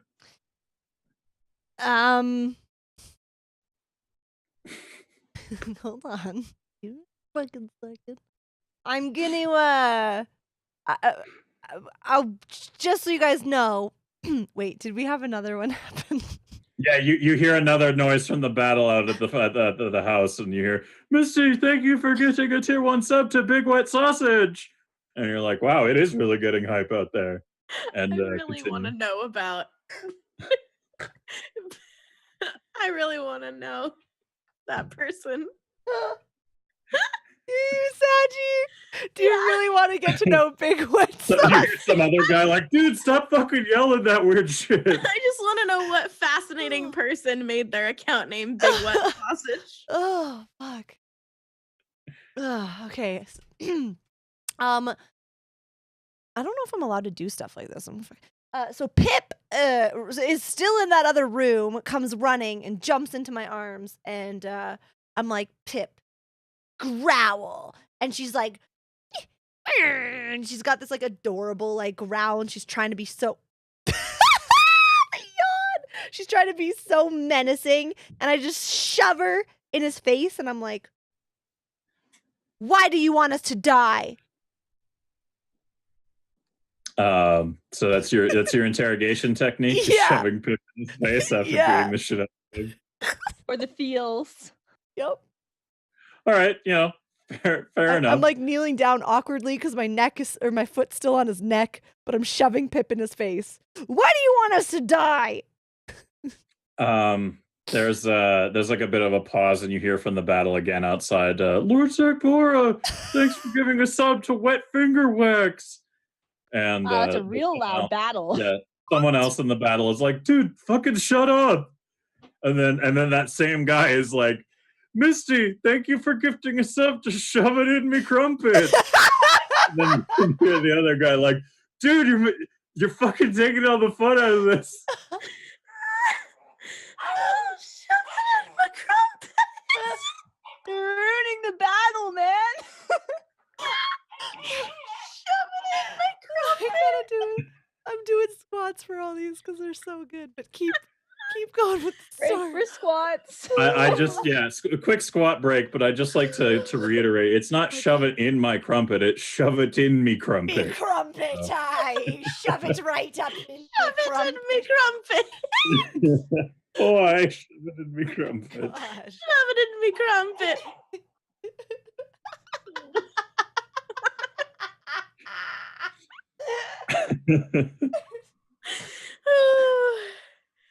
Ooh. Okay. Fine. Same. Ginny, I'm sorry I keep saying shove it in me. All right. Have we recovered? Oh yeah. All right. Medla, like, he's injured, but he's a very stubborn, stern fellow, and he looks up and he looks at you, trying to put a little dog in his face and intimidate him with the growling face, and he looks up and he spits in your dog's face. Okay. And says, Can I just kill me and be done with it. I'm not gonna kill you, but I definitely like fucking put more pressure on his throat, like pretty hard for a second. Yeah, I want him to feel like he might die, and I just I wipe off his spit from her face, and then I just put my hand in his face and just do like a fucking face wash. Like, you can have that back now. Yeah, precisely. And I'll say, I'm out of breath. I'll say, no, I don't know what I'm gonna say. I'm not quite done with you yet. And when I do kill you, it's gonna be slow and painful. Why do you want to kill me and my companions? Why did you hire? We know what happened. You hired assassins to kill us.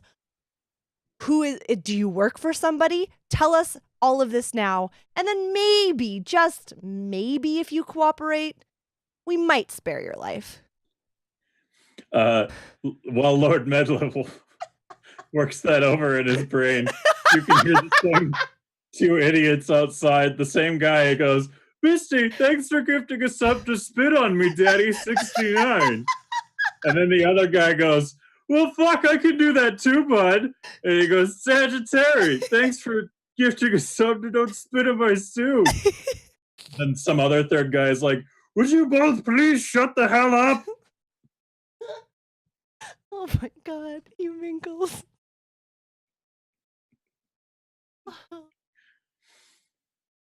Fuck. And Medla kind of like narrows his eyes and he looks up at you. And you're squatting in front of him. You're just like keeping like a really stern face while you're just going up and down. And everyone's kind of like, This is Halo style.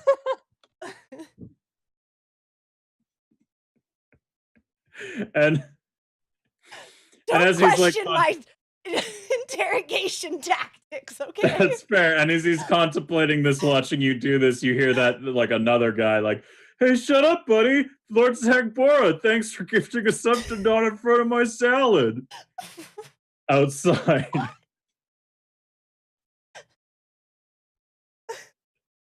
More squats. And so you keep up the deadly interrogation tactic of continuous squatting.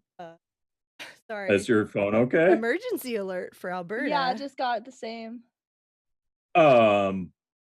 Issued by right. Edmonton Police. Oh, it's not a we're gonna die. It's I hope somebody. not. Let's check. Yeah, Oh yeah, okay, Amber fair Alert. enough. Okay, that's fair. The only Canadian in the call is like, what happened? Yeah, right. The only not Canadian. I'm just like, what's happening? Literally all of you are like looking kind of distressed at your phones and screaming. Yes. Like, oh, what's happening? I didn't know what that was. I've only got an alert maybe once on my phone, so I was like, what the fuck is that noise? I At thought least it wasn't a presidential alert. Yeah, right? I thought Dylan put on the Roll20 like sound of like these sirens, and I was like, oh god, it's not over. Like, next fight incoming. Oh god. Oh my god. And then some other random guy in the fight outside while all of this is being resolved goes, yeah, thanks, Misty, for gifting a sub to 2 dicks in my ass. And they're like, dude, come on. That's a little heavy-handed. Oh my god. I guess in all seriousness though, maybe we should just mention, because we do have a lot of Canadian viewers and stuff, but I'm assuming you all got this on your phone, but Edmonton Police have issued an Amber Alert for a child who was abducted today at 2:50 p.m. from Waverly Elementary School in the area of 68th Street and 89th Ave, Edmonton. Noah Ducharme is described as 8, male, 4 foot, 70 pounds, short brown hair, wearing a dark green hoodie, light colored jeans, yellow and black Nike prescription glasses. Noah was abducted by his mother, Brianne Hijalt, I guess, I don't know how to say that, described as age 31, Indigenous female, 5 foot 7 inches, 180 pounds, dark shoulder length hair, wearing a dark jacket, dark pants. They left the area on foot, WB on 89th Ave. They are believed to be traveling in a 2008 silver Jeep Patriot with Alberta plate ZWK 844. It is believed that Noah is in imminent danger. So keep that in mind, guys, if you do live around these areas. A 2008 silver Jeep Patriot with Alberta plate ZWK 844. That is pretty serious. And is that in Edmonton? Yeah, this is in Edmonton. If it's cool with you guys and all Please the mods, do. I'm just going to post the emergency link. Absolutely. Thank you. Thank you, Apollo. All right, I guess Medla has had a lot of time to consider your interrogation tactics. There's like a really long, intense moment where you're just going up and down and you've locked eyes with him, and it's testing his resolve greatly. And he's getting really annoyed by the people outside yelling random shit, so he figures he should just stop being so stubborn and spill the beans already. Yeah, fucking talk. Speak up! While I do squats for 2 dicks in my ass. Sorry. That evil laugh. That context changed real quick. No, I'm sorry.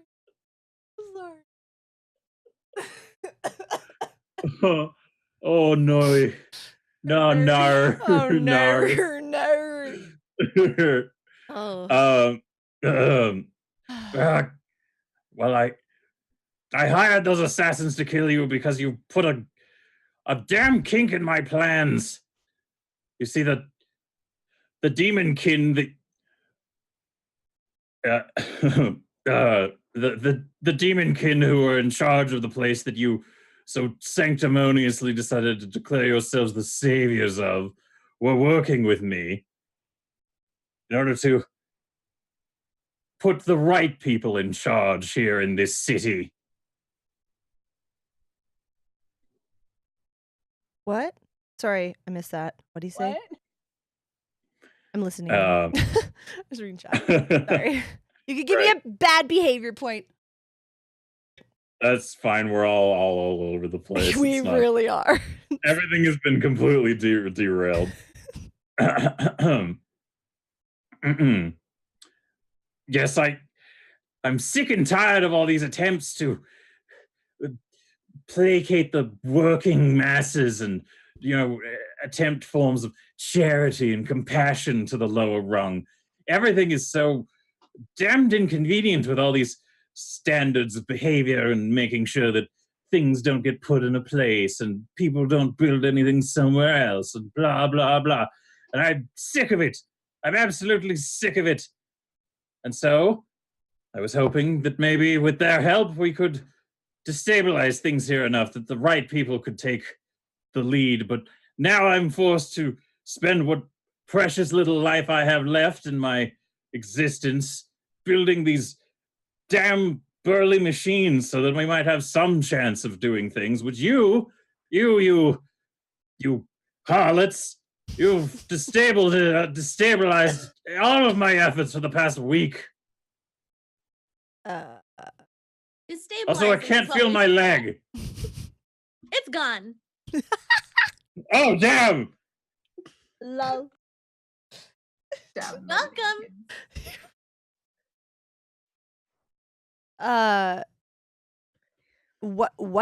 What have we been doing? I don't understand. Why us? Why? I just said, woman. I was working with the demon kin, and then you fucked them. And so now I need to find other ways. What if, do. What if you, help us instead and make us really cool mech suits? Would you change sides? I mean, you have another leg we can make disappear if that's better. Yeah. Or we could motivation. Keefe, our little gnome here. This is Keefe. She's very practiced in magic. She could bring her leg back. Just keep that in mind.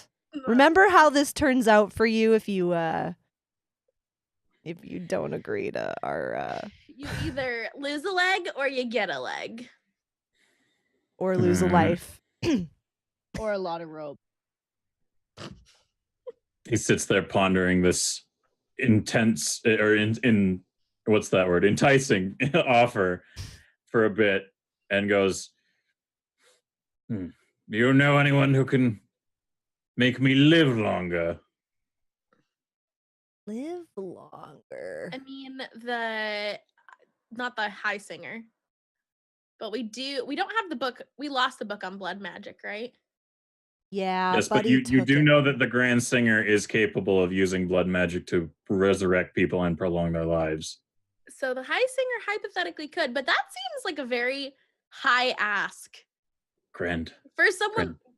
Grand Singer. Sorry. That seems like a very a large ask, whereas we could just make his other leg disappear and give him nothing. Giving him more life doesn't really seem like that enticing for someone that's being a huge boo hole.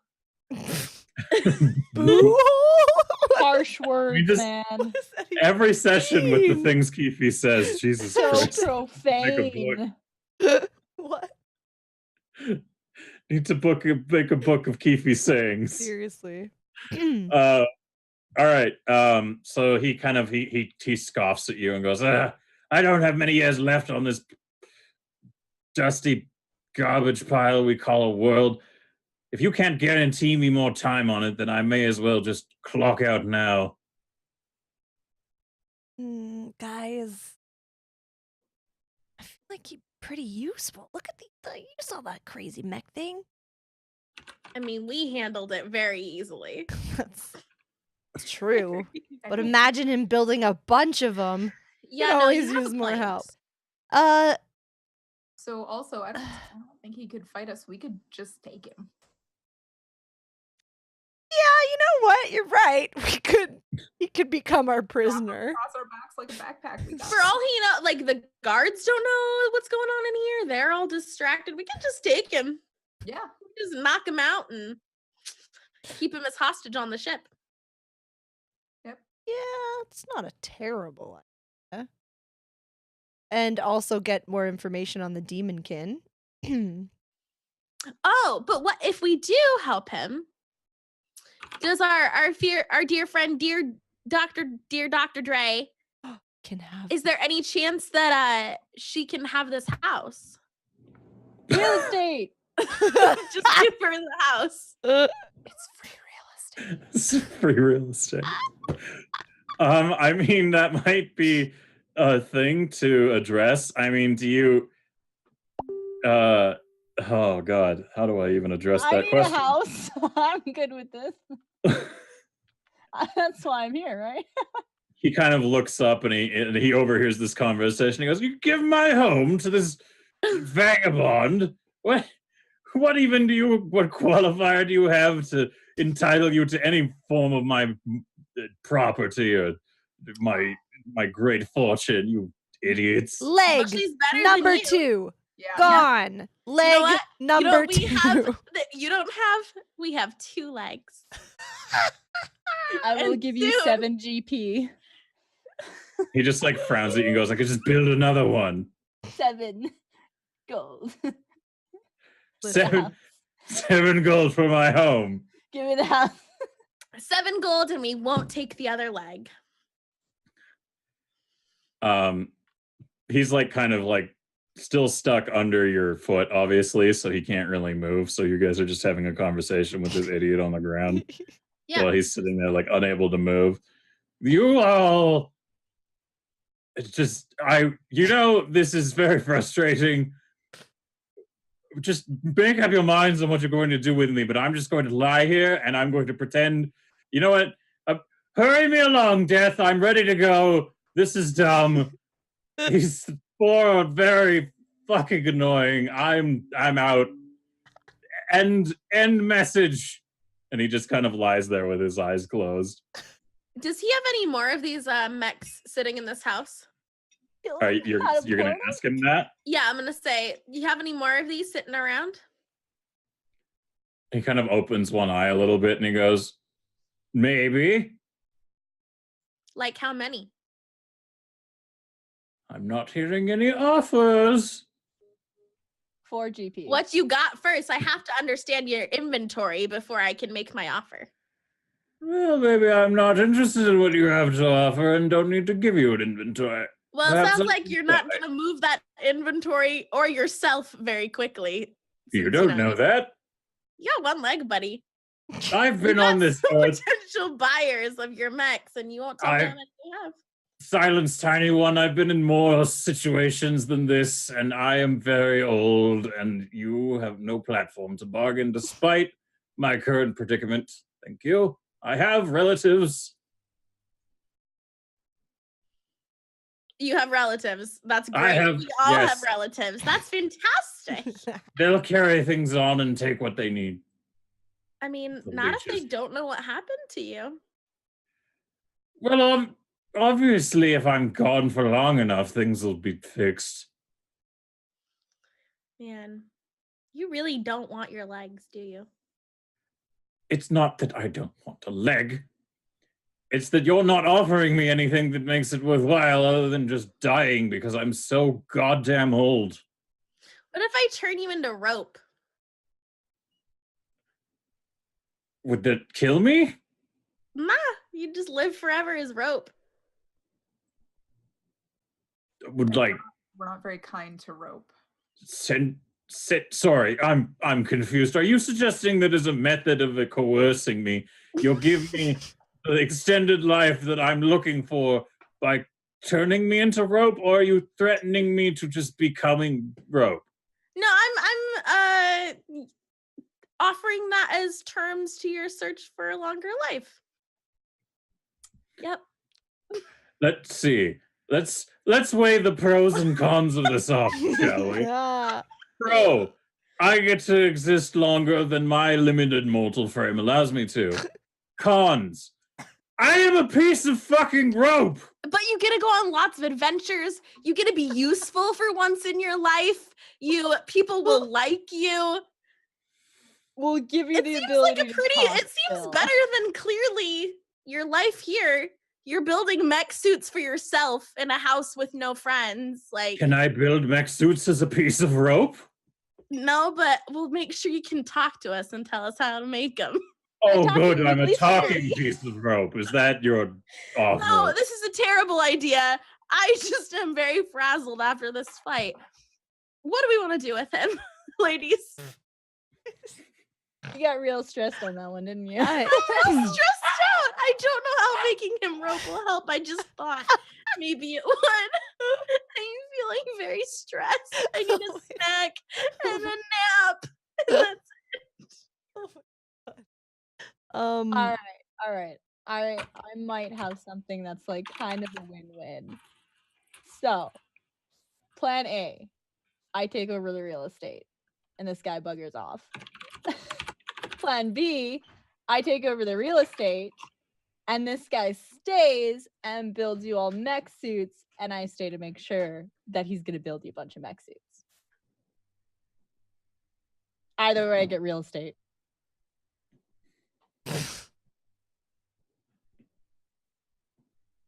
I got nothing.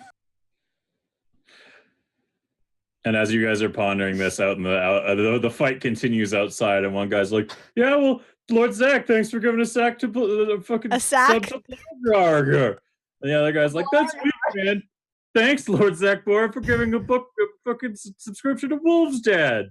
And then the other guy's like, "Would you all please shut the hell up?" So, and now we resume the pondering.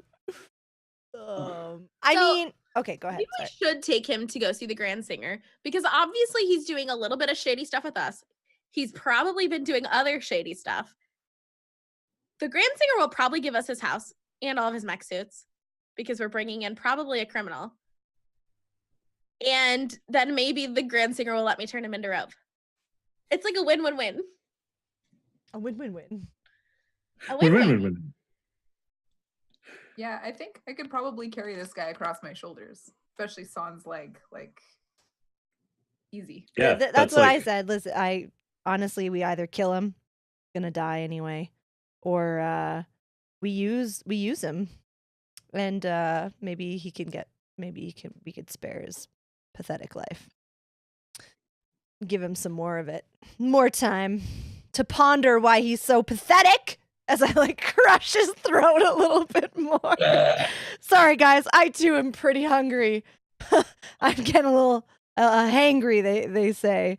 But yeah, I think we should take him back. Either we just kill him, and yeah, probably while we talk to the high singer, and high singer, grand goddamn singer, can decide. Dr. Dre, if you can just have this real estate anyway, because I don't think he's coming back here. Yeah, heck yeah. Get the house. Yeah, yeet. It'll be slightly burnt. All right. So is that your plan? Is that you're gonna take him to the Grand Singer and you're going to put him in front of him and be like, "This is all the shit he was guilty of. He just confessed to us being part of a plot. Blah blah blah. Can you give this lady a house, etc." Yes. Yeah. All right, works for me. Does that work for everybody else? Yeah, I'll take my foot off of his neck now, I guess. And as you guys are like, as you're kind of like all nodding at each other, like, yeah, we remember, good job here, good job, yeah, Wait. everybody. What? Where's just squatting? I step over him. So and you just start squatting on his face. And I'm just gonna start being like, for good measure. Fucking measure. Cool. Like that, you nerd. And as you like teabag this guy, Dolan comes running in, and he's singed. The house behind him is unfortunately a lot more on fire than it was when you guys started, so that might leave a bit of a problem for right. Ownership value in the future. But I'm sure it'll get dealt with. It's free real estate. It doesn't matter. Yeah, free real estate. It's Anyway, so Dolan comes running in and goes, "Hey, what? Did you get him?" We sure did, Dolan. We sure did. He's a little wounded, but he's gonna be all right. We're actually taking him prisoner. He's gonna work for us now. He's gonna make us neck suits, or I'm gonna turn him into rope. Oh, hey, that sounds real good. We cleaned up the security. We didn't kill any of them as best we could. Some of them accidentally died, but that's not anyone's fault. So it's all good. Yeah, we won't question it. All right, excellent. Round up the remainder. We've got room on our ship. They also are gonna work for us now. I don't know if that's a good idea, but I'll do it. Do it. Okay, and he runs off. I always have good ideas. I always have good ideas. As he's running away. Always have good ideas. So, any final words from anybody here in the party before we close our adventure for the day? I've said too much. I just want to say it has been a pleasure. I went from scoping it out on the sidelines to getting my real estate. Thanks for the help, guys. You had some very critical attacks there. You were crucial to the success of this. That gunpowder, seriously. All right, but like in character, we have an after part here. This is me telling. That was you? Yeah, this is Fifi telling Deary Day that she was very useful. I did okay. I did okay. I appreciate that. Sweet. Any comments, Prue, or anything? You guys are killing it. I'm really enjoying spending all this time together. Prue, I'm sorry we didn't find any plants. That's okay. Sorry. I mean, Kip did that really cool thing with the vines coming out of her hands. That was neat. Oh yeah, I forgot about that. Yeah, we just kind of burnt the rest. Sorry, man. We didn't find any booze or plants. I'm sorry. Just a giant mech or two, No, it didn't work out. No, there wasn't a backyard and a garden. That doesn't exist. We lit that on fire. I mean, we lit the front yard on fire, not the backyard. But we're not going to go back into the front yard versus backyard again. We don't need to go into that. All right. The fire just spread. My real estate's gone. Perfect. And I guess with that, we end our session. Woo!